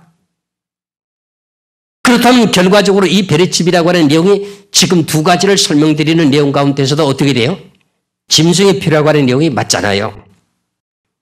맞습니까? 안 맞습니까? 그리고 이 베리칩이라고 하는 내용 자체에 내장될 수 있는 그 모든 내용이 여러 가지가 다 들어가 있게 되는데 사람의 출생에 대한 결과와 그리고 사람의 모양 얼굴과 지문과 발자국과 그리고 혈액형과 유전자 정보와 학력과 그다음에 병력과 직업과 여권과 은행 정보, 자격증, 범죄 내역, 가족 사항, 수입 내역, 그리고 홍치라고 하는 눈의 이제 각막 정보, 그다음에 질병 내용, 이 모든 내용 이외에도 다른 것도 얼마든지 집어넣을 수가 있답니다. 그럼 여기에서 은행 정보라고 하는 것은 지금 우리 카드를 사용할 수 있는 그 모든 내용이 베리칩 안에 내장되어 있어가지고 오늘 계시록에서 말씀하고 있는 내용에 이 표를 가진 자 외에는 매매를 못하게 하니까 매매하는 수단으로도 지금 쓰여질 수가 있으니까 지금은 의료용으로만 지금 사용하고 있고 돈 결제도 지금 할 수가 있습니다. 그럼 7년 환란 가운데에서는 결과적으로 화폐를 사용할 수 없다고 하는 것은 우리가 당연히 잘 알고 있지요. 그럼 계시록 오늘 13장 15절에서부터 18절까지를 다시 한번 보고 말씀을 드리기로 하겠습니다.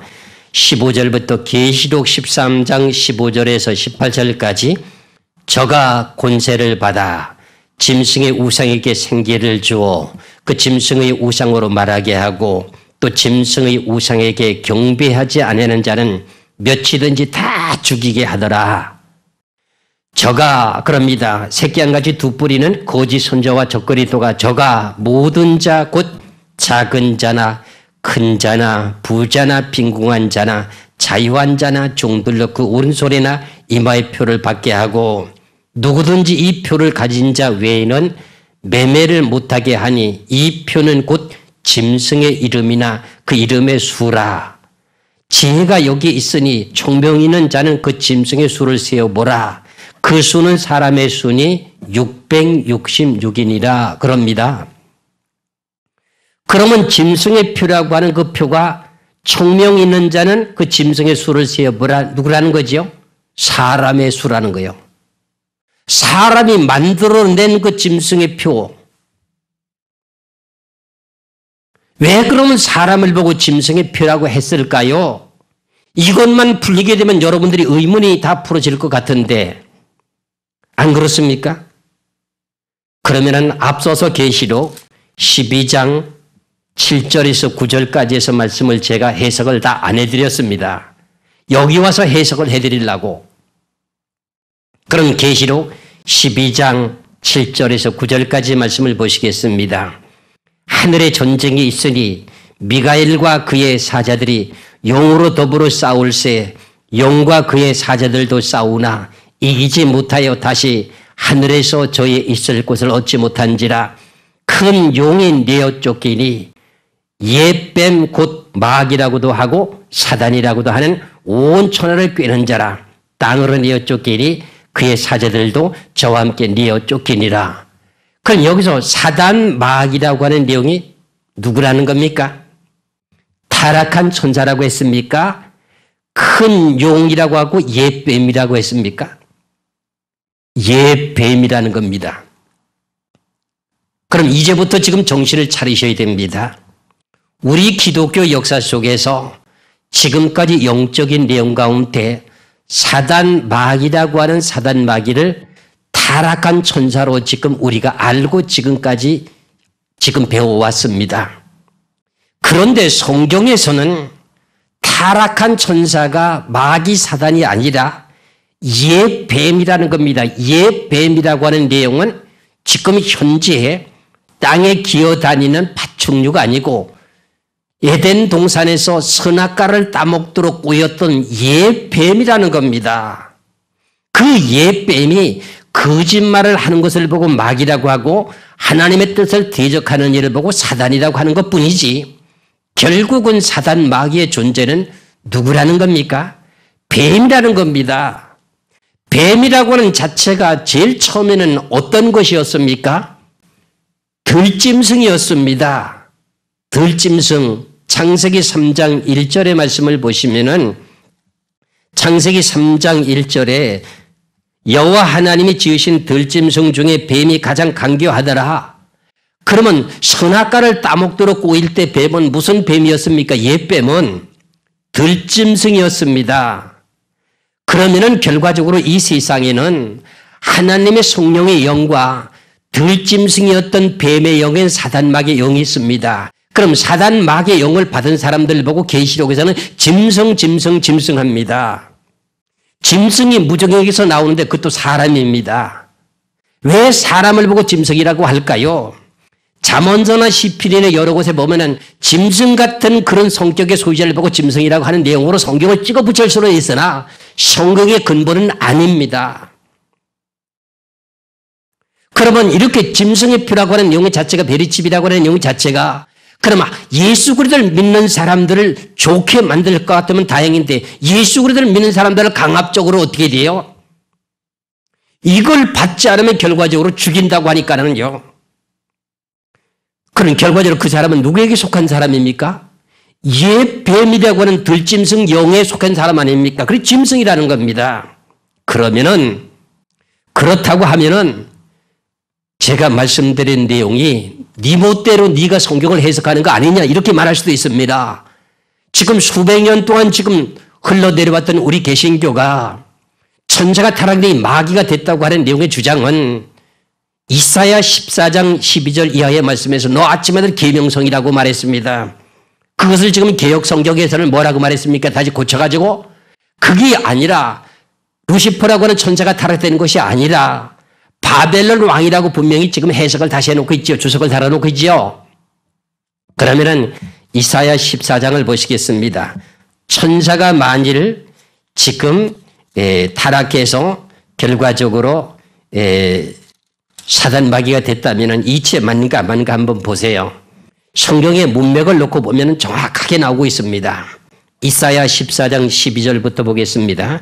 12절부터 쭉 보겠습니다. 너 아침의 아들 계명성이여. 이 계명성을 보고 루시퍼, 루시엘, 천사장 이렇게 얘기를 합니다.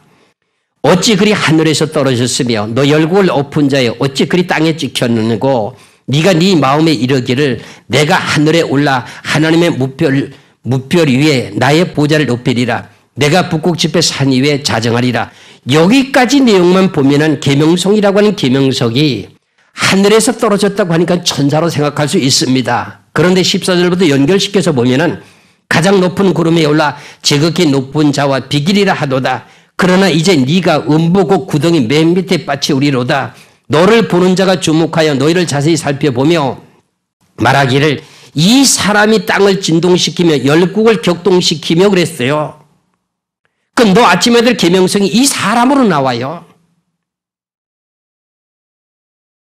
그러면 천사가 죽을 수가 있어요? 없어요? 없어요. 무덤에 장사 지낼 수 있어요? 없어요. 그럼 17절부터 더 봅니다. 세계를 황무케 하며 성읍을 파괴하며 사로잡힌 자를 그 집으로 놓아 보내지 않던 자가 아니뇨 하리로다. 열방의 왕들은 모두 각각 자기 집에서 영광 중에 작은만은 오직 너는 자기 무덤에서 내어 쫓겼으니 가증한 나무가지 갖고 칼에 찔려 돌 구덩이에 빠진 죽음에 둘러싸였으니 밟힌 시체에 같도다. 그래서 무덤에도 장사도 못 지낸대요. 천사는 여기 때문에 죽을 수가 없습니다. 그건 성경을 지금까지 잘못 보았다는 내용이잖아요. 그럼 너 아침에 아들 계명성이라고 하는 것이 천사가 아닌 거예요. 그 다음에 에스겔서를 갖고 또 이렇게 말씀하시는 분들이 또 있습니다. 에스겔서 28장을 보시겠습니다. 에스겔서 28장 14절의 말씀을 보시면은 너는 기름 부음을 받는 덮는 그룹이며 내가 너를 세움에 네가 하나님의 송산에 있어서 화강석 사이에서 왕래하였도다. 네가 지음을 받던 날로부터 네 모든 길에서 완전하더니 마침내 불의가 드러났도다. 네 무역이 풍부함으로 네 가운데 강포가 가득하여 네가 범죄하였도다. 너 덮는 그룹아. 그러므로 내가 너를 더럽게 여겨 하나님의 산에서 쫓아내었고 화강석 사이에서 멸하였도다 그럽니다. 그럼 이 내용의 말씀은 누굴 보고 말하는 내용이요? 두루 왕을 보고 한 소리예요. 그러면 그 내용을요 어디서부터 보시냐 할 것 같으면 11절부터 보시겠습니다. 에스겔서 28장 15절 11절부터 여호와의 말씀이 또 내게 임하여 가라사대 인자야 두루 왕을 위하여 애가를 지어 그에게 이르기를 주 여호와의 말씀에 너는 완전한 인이었고 완전한 사람이었고 지혜가 충족하며 온전히 아름다웠도다 그랬습니다. 두루 왕이 맨 첫 번에 기름 부음을 받고 나서 하나님의 지혜를 받고 나서 완전한 사람이었습니다. 범죄치 않고. 그러면서 이제 13절의 말씀을 놓고 보면은 아담을 비유하게 되는 에덴 동산에서 아담을 비유하게 됩니다. 그것은 뭐냐 할까 되면 아담도 선악과를 따먹기 전에는 완전한 사람이었습니다. 그것을 비유합니다. 네가 옛적에 하나님의 동산 에덴에 있어서 각종 보석 곧 홍보석과 황보석과 금광석과 황옥과 홍만호와 창옥과 청보석과 남보석과 홍옥과 황금으로 단장하였으며 네가 지음을 받던 날에 너를 위하여 소고와 비파가 예비되었도다. 그럼 이 내용은 에덴 동산에서 선악과를 따먹기 전에 아담이 범죄하기 전에 완전했던 그 내용을 지금 뜻하고 비유로 말합니다. 이것을 에덴 동산에 아담이 선악과를 따먹기 전에 완전했던 것을 비유로 두루 왕을 지금 비유한 겁니다. 그러면서 14절에 너는 기름 부음을 받는 덮는 그룹이며 이 너는이라고 한 누구예요? 두루 왕이잖아요. 그럼 두루 왕이 기름 부음을 받는 덮는 그룹이며 이 내용 때문에 그룹이며 하는 것 때문에 그랬어요. 그룹이라고 하는 네가 그룹 천사 이러지 말하지 않았어요. 잘 들으세요. 여기서 이게 굉장히 어려운 내용이에요. 덮는 그룹이 뭐예요? 너는 기름 부음을 받았으면 두루 왕이 될 때에 뭘 받았어요? 기름 부음을 받았잖아요. 그런데 뭐로 비유하냐? 덮는 그룹이며 그걸 비유합니다. 덮는 그룹이 무슨 뜻이에요? 여러분들 출애굽기 언약궤에 대한 내용을 아시지요? 언약궤를 보게 되면 언약궤 위에 좌우에 천사가 있지요. 천사가 있게 되는 그 천사는 무엇을 덮고 있어요? 언약궤를 덮고 있어요. 언약궤를 덮고 있는데 그 덮는 그 그룹이라고 하는 이 천사는 무슨 임무를 띠고 있어요? 언약궤를 지키는 의무를 가지고 있어요. 그럼 말씀을 지키는 의무를 갖고 있어요. 잘 들으셔야 돼요. 그 덮는 그룹이며 하는 것은 네가 말씀을 지키고 있는 그룹이며 이것을 갖다가 두루 왕에게 비교하는 겁니다. 그럼 너는 기름 부음을 받는 덮는 그룹이며 내가 너를 세우매 네가 하나님의 송산에 있어서 화강석 사이에서 왕래하였도다. 네가 지음을 받던 날로부터 네 모든 길에서 완전하더니 마침내 불의가 드러났도다. 네 무역이 풍부함으로 네 가운데 강포가 가득하여 네가 범죄했으므로 너 덮는 그룹아 그러므로 내가 너를 더럽게 여겨 하나님의 산에서 쫓아내었고 화강석 사이에서 멸하였도다. 천사가 어떻게 멸망됩니까? 안 되잖아요. 안 됩니다. 그러면 여기까지 해서 우리가 성경을 잘못 알고 있었던 내용을 지금 제가 이제 말씀을 드렸습니다.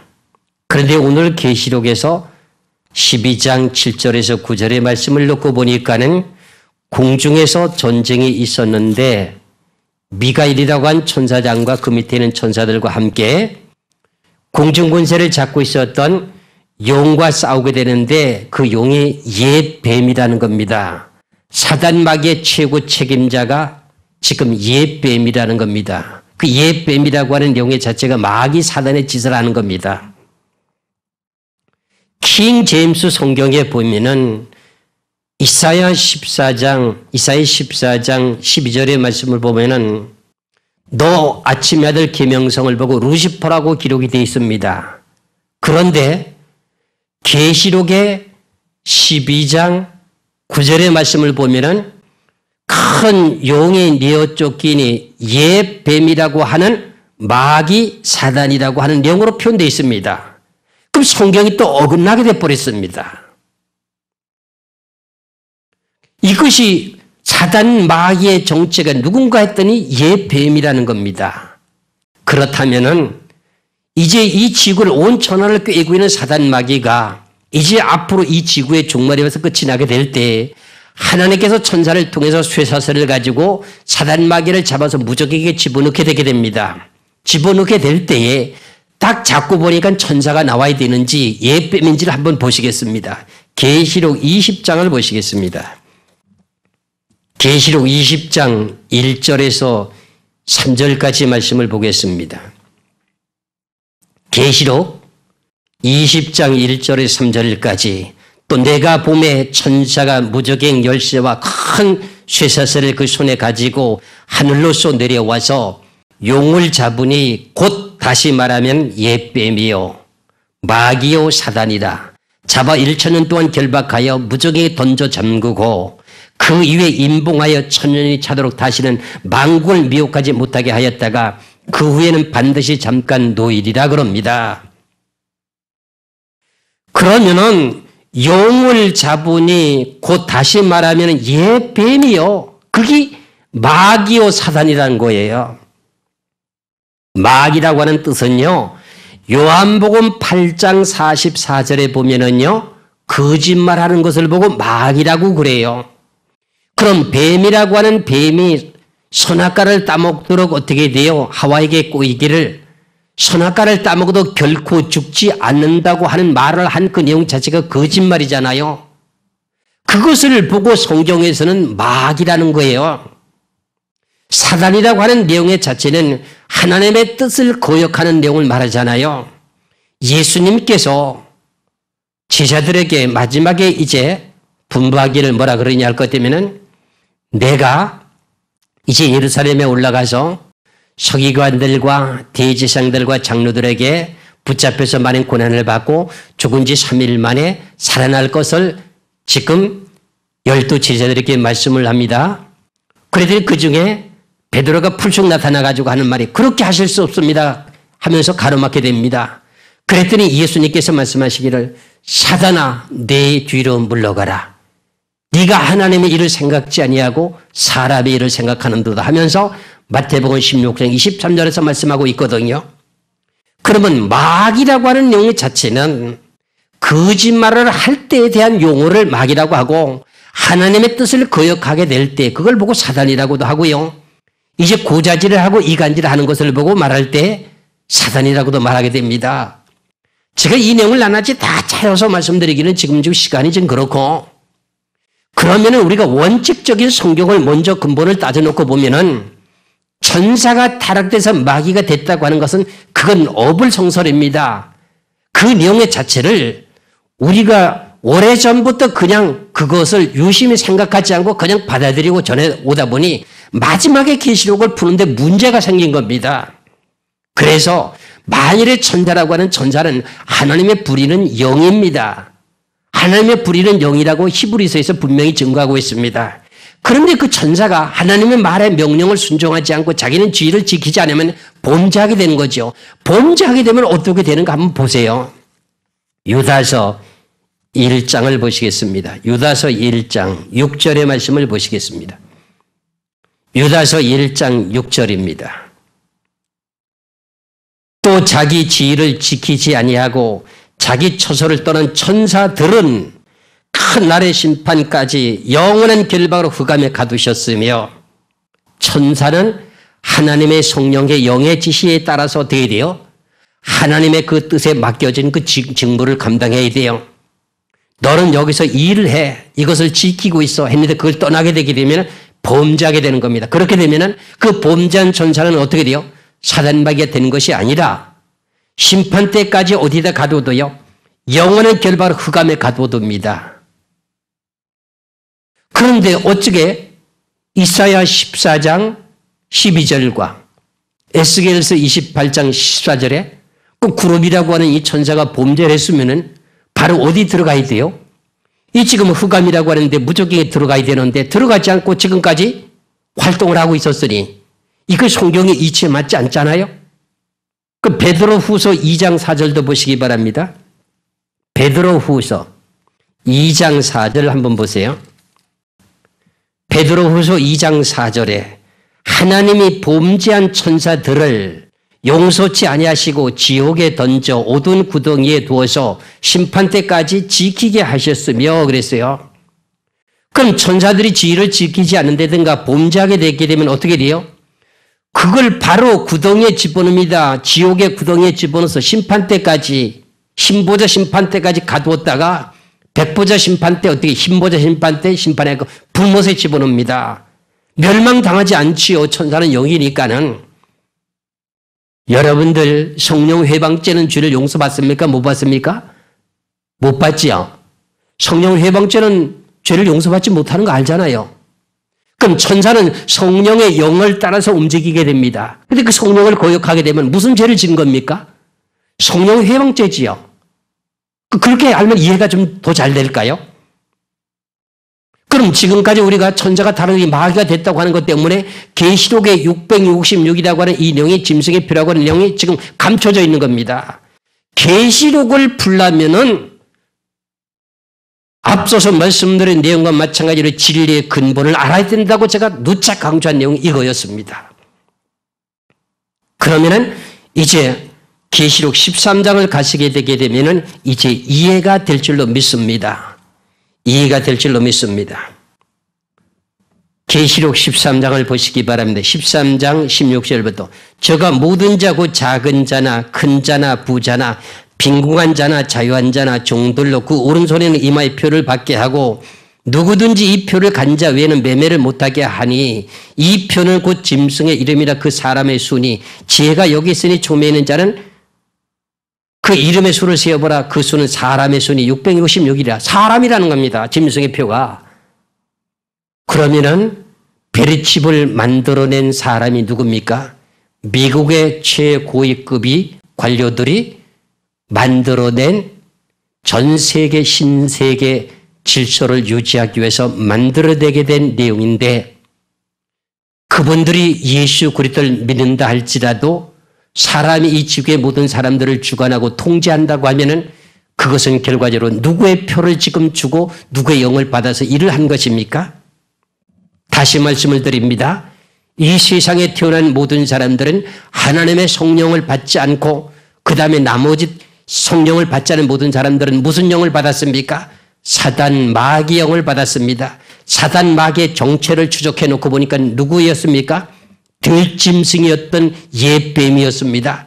그러니까 옛뱀을 보고 짐승하는데 계시록에 짐승이라고 하는 숫자가 너무너무 많이 나옵니다. 바다에서 한 짐승이 나오는데 뿔이 10이요 머리가 7이요 땅에서 짐승이 나오는데 새끼 한 가지 2뿔이 있고 이 모든 무정에서 또 짐승이 나오는데 그 짐승이 뭔지 이걸 이때까지 감춰주고 모르고 덮어도 지금까지 해석이 안 됐습니다. 그럼 제가 지금 말씀드린 내용은 내 멋대로 지금 찍어대서 말씀드리는 내용입니까? 성경에 대한 내용을 제가 지금 말씀을 근거로 해서 말씀을 드렸습니까? 그러면 절 보고 이단이라고 하겠지요? 저는 이단이라고 해도 좋습니다.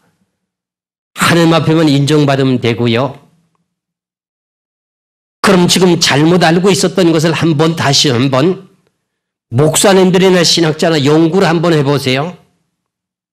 제가 말씀드린 이 내용이 맞는지 안 맞는지를 확인해 보세요. 그러면은 결과적으로 베르칩이 짐승의 표라고 하는 내용을 분명히 이해가 갈 수가 있습니다. 성경이라고 하는 내용의 자체는 원인이 있고 과정이 있고 결과가 있습니다. 그런데 결과적으로 천사들이라고 하는 천사의 존재는 영인데 하나님의 영을 받아갖고 움직이는 영들인데 그 영을 거역하게 되면은 성령 해방죄나 같이 되는데 천사들은 누구든지 범죄한 천사는 처소를 떠는 천사들은 그저 흑암에 지옥에 가두어서 심판날까지 지금 지키게 하고 있다고 하는데 공중군세를 떠돌아 다닌다고 하니까 이거는 어떻게 된 이유입니까? 말이 안 맞지 않습니까? 그런데 또 이렇게 만일에 베르칩을 받은 성도들이 있다고 하면은 이런 말을 하게 됩니다. 무슨 말을 하느냐? 그럼 베르칩을 지금 받았으면은 7년 환란 전에 대접장에서 심판을 받게 돼 죽는다고 하는데 그럼 환란 전에 들림 받으면 될 거 아닙니까? 이렇게 말하시는 분들도 있습니다.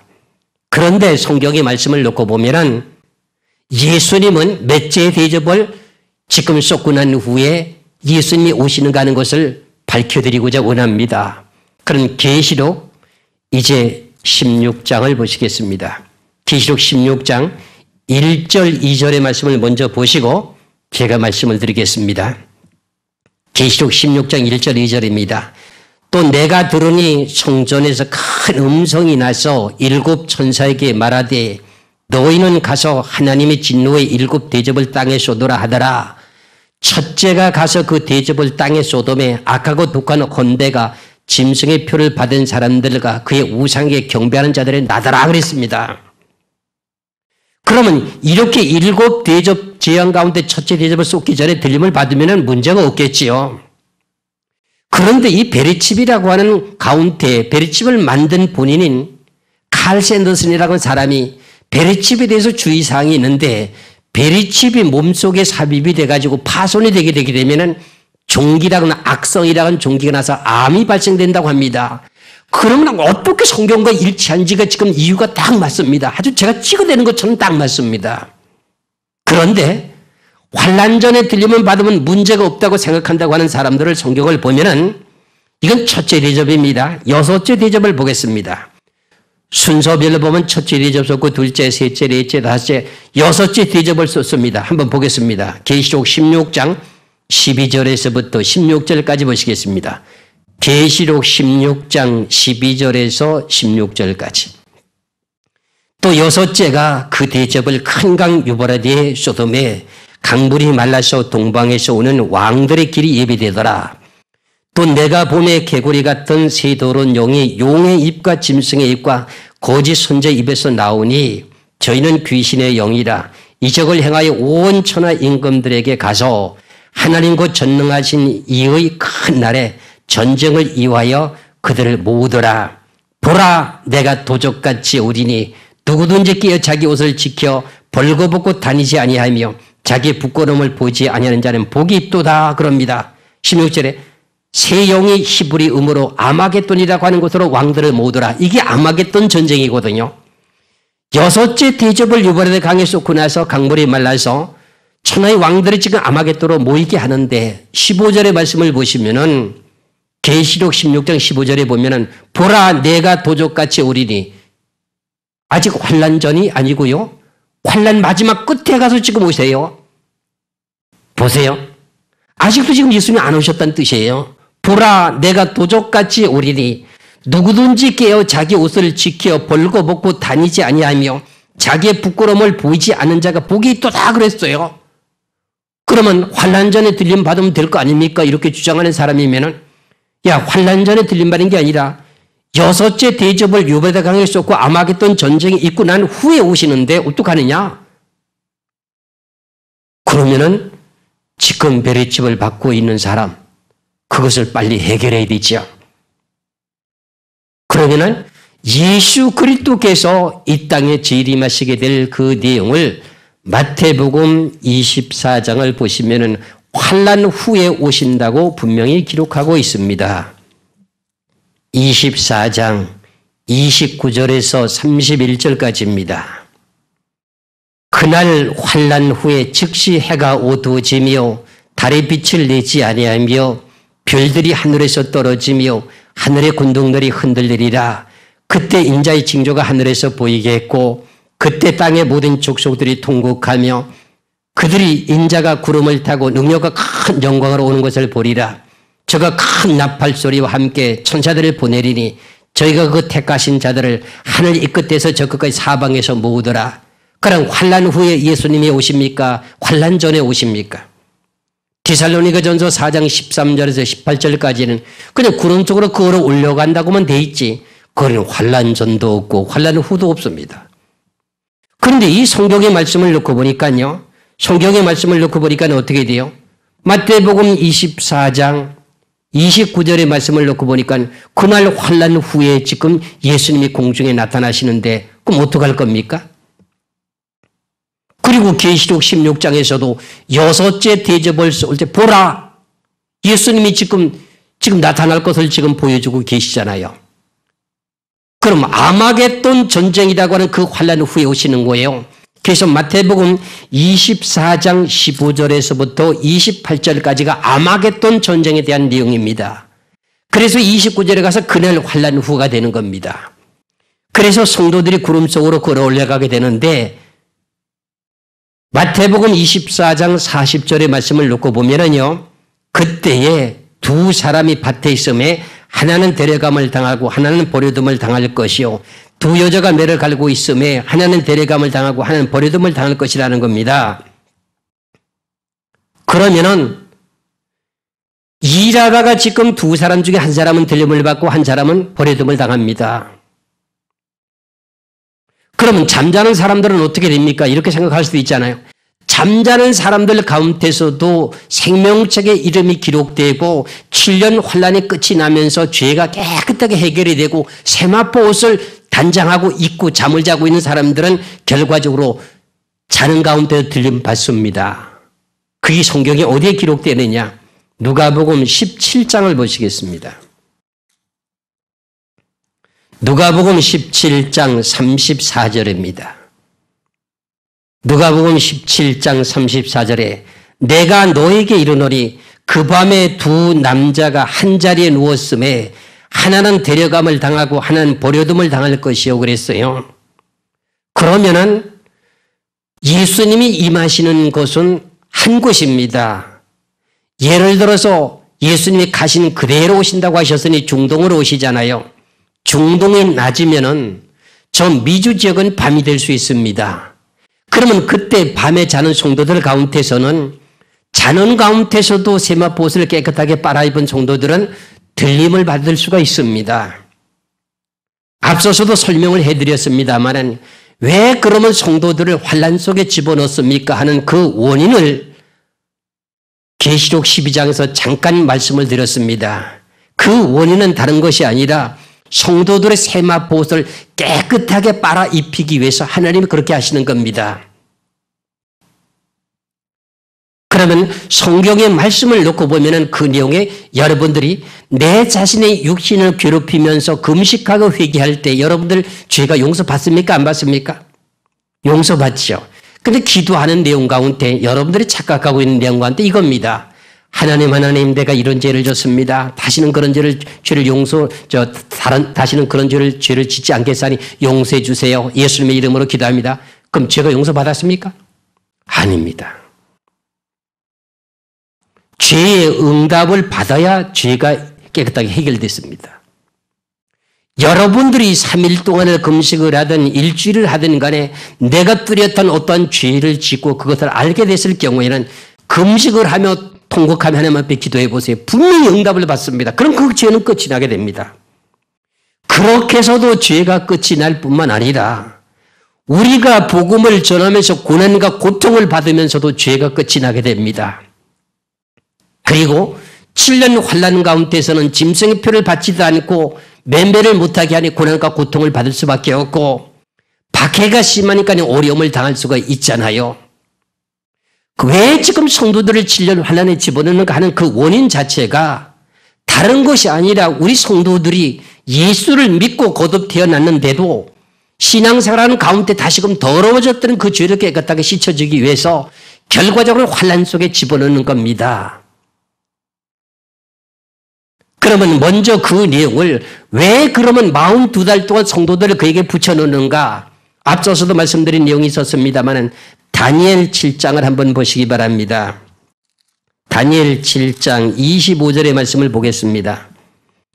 다니엘 7장 25절에 그가 장차 말로 지극히 높으신 자를 대적하며 그가라고 하는 것은 붉은 용의 권세가 장차 말로 지극히 높은 자를 대적하며 그랬어요. 그럼 계시록 13장에서 42달 이랄 권세를 받아서 하늘을 향해서 하나님을 회방한다 그랬죠. 그 내용입니다.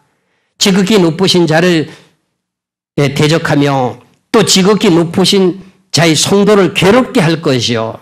괴롭게 하는 게 뭐예요? 짐승의 표를 받지 않으면 매매를 못하게 하지요. 우상에 절하지 않으면 안 되지요. 그러니까 괴롭게 하는 거지요.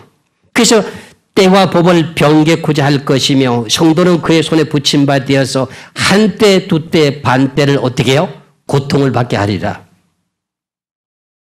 그럼 고통을 받게 되는 내용 가운데 왜 고통을 받게 하는가 한 그 이유를 베드로전서 4장 1절을 다시 한번 보겠습니다. 베드로전서 4장 1절에 베드로전서 4장 1절입니다. 그리스도께서 이미 육체의 고난을 받으셨으니 너희도 같은 마음으로 갑옷을 삼으라. 예수님도 우리들의 죄를 위해서 육체의 고난과 고통을 받으셨습니다. 그와 같이 우리들도 그런 마음의 자세를 가지라.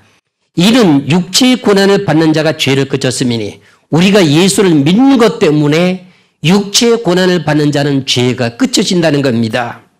그래서 하나님이 믿는 성도들을 환난 속에 집어넣어서 고난과 고통을 주게 되는 내용의 이유는 우리들의 죄를 깨끗하게 씻어주기 위해 가지고, 그래서 예수 그리스도의 신랑 되신 신부를 맞이하기 위한 준비를 하는 겁니다.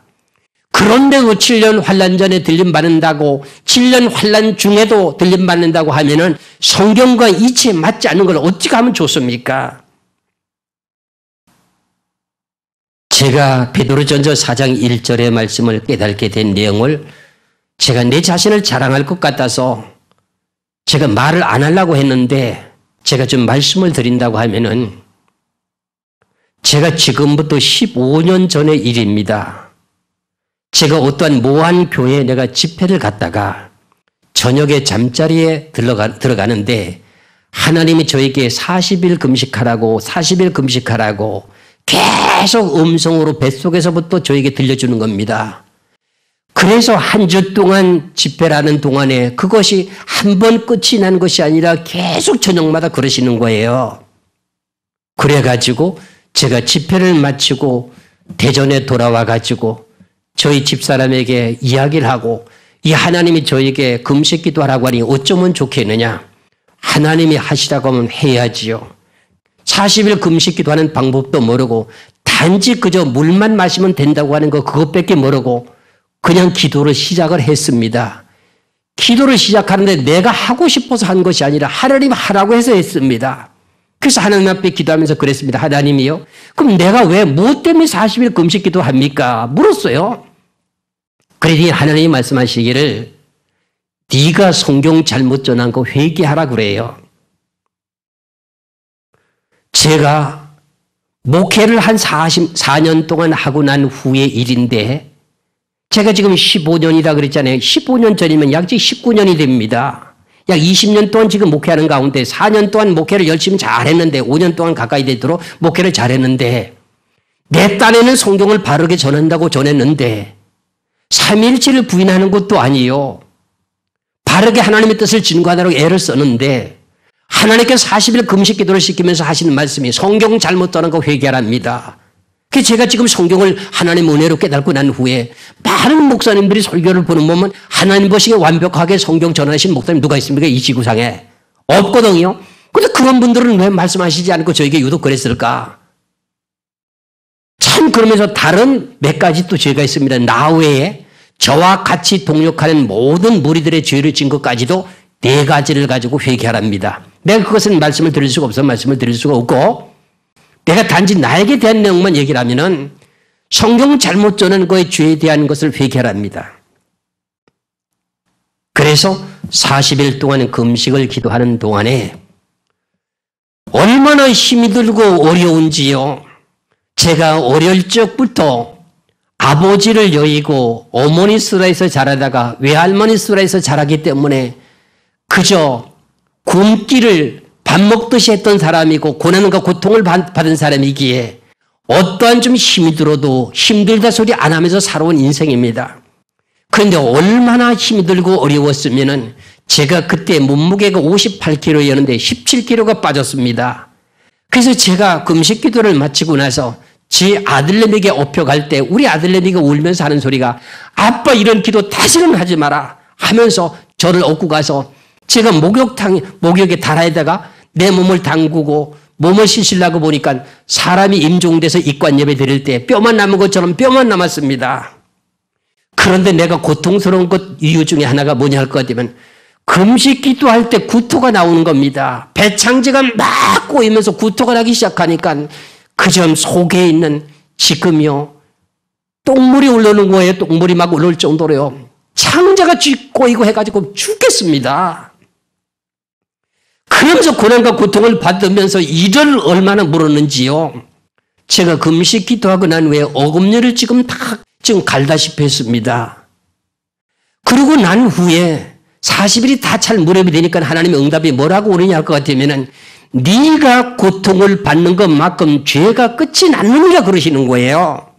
그래서 그때만 하더라도 이 베드로전서 4장 1절의 말씀을 보면서 그리스도께서 이미 육체의 고난을 받으셨으니 너희도 같은 마음으로 갑옷을 삼으라. 이는 육체의 고난을 받는 자가 죄를 끝쳤습니다.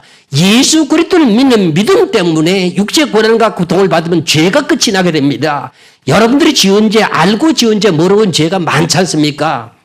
그 영을 깨끗하게 씻어주기 위해서 환난 속에 집어넣는 것이 하나님의 계획이고 목적입니다. 환난 속에 가서 세상 권세들과 싸워서 이길 수 있는 내용의 비결을 말씀드렸잖아요. 세상을 이길 수 있는 이김은 예수 그리스도를 믿는 믿음이다. 그렇게 되면 성령을 기름 붓듯이 부어줘서 그 모든 것도 고난 그 고통도 이기게 만들어준다. 고린도 후서 1장 5절 6절에 말씀드렸잖아요. 그리고 난 후에 로마서 8장에서부터 말씀드리기를 어떻게 해요? 너희들이 환난이나 기근이나 적신이나 칼이나 어떤 것이 있다 할지라도 넉넉히 이기게 준다는 거예요. 예수 그리스도를 믿는 믿음 때문에 내가 핍박을 받게 되게 되면은 그래서 성도들이 환난 속에 들어가서 고난과 고통을 받게 되고 괴로움을 주게 되는 이유가 그거였습니다. 그래서 결과적으로 세마포 옷에 깨끗하게 입게 되는데 계시록 19장을 보시겠습니다. 계시록 19장의 6절에서 8절입니다. 계시록 19장 6절에서 8절까지 또 내가 들으니 호다한 무리의 음성도 같고 많은 물소리도 같고 큰 내성도 같아서 가로되 할렐루야 주 우리 하나님 곧 전능하신 이가 통치하시도다. 우리가 즐거워하고 크게 기뻐하여 그에게 영광을 돌리세.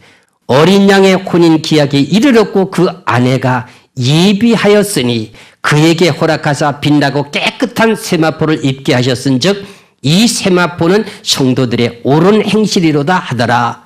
예수 그리스도를 믿는 믿음을 가지게 되므로 그것이 옳은 행실이었습니다. 그것이 고난과 고통을 받는 동안에 세마포옷이 깨끗하게 빨려 입혔습니다. 계시록 7장에서도 분명히 말씀을 드렸지 않습니까?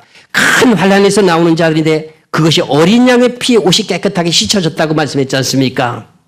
그럼 이해가 가시지요? 이래서 계시록이라고 하는 내용의 전체적인 줄거리, 성도들에게는 이 많은 방대한 양을 쭉 전부 증거하다 보면 여러분들도 실증이 나서 안 들을 수도 있습니다. 그래서 지난해 시작에서부터 때가 가깝다고 하는 데서부터 연결돼 가지고 어떻게 돼요? 7년 환란이 언제 벌어질 것인지, 7년 환란이 시작되고 난 후에 어떻게 되는 것인지, 7년 환란이 끝이 나면서부터 수정통치라고 하는 짐승의 시대가 도래되면서 어떻게 이루어지는 것인지 하면서 여기까지 해서 결과적으로 끝이 나게 되게 됩니다. 그래서 제가 어린아이가 구원받는다든가 천년세기가 이루어지는 것을 설명드릴 수가 없는 것이 안타깝습니다. 제가 계시록 1장에서부터 22장까지 전체를 성경을 다 이렇게 증거하다 보니까 거의 다가 넉넉하게 증거하면 3주 동안을 증거해야 되더라고요. 그런 이렇게 짧은 시간 내에 이것을 다 증거한다고 하는 것은 좀 무리고, 그래서 여러분들에게 간략하게 아주 중요한 내용, 꼭 알아야 될 내용을 말씀을 드렸습니다. 그래서 오늘 계시록 이제 13장을 통해서 마지막 절까지에 야, 왜 짐승이 표가 사람인가 했더니 결과적으로 그것이 사람이 만들어낸 표를 받지 않으면 베르칩이라고 하는 이 파리치브 아이디라고 하는 그걸 받지 않으면 결과적으로는 어떻게 돼요? 매매를 하지 못하게 되는 그것이 짐승의 표였다고 하는 것을 분명히 말씀을 드렸고, 저나 여러분이나 그것을 받지 않아도 7년 환난 가운데 하나님께 직접 양육을 하신다고 했으니까는 이스라엘 백성들을 광야에 이끌어 인도할 때 만나를 주시고 엘리야 선지자가 사렙다 가부에게 그에게 떡 한 조각을 먹고 축도기도 해준 것처럼 어떻게 돼요?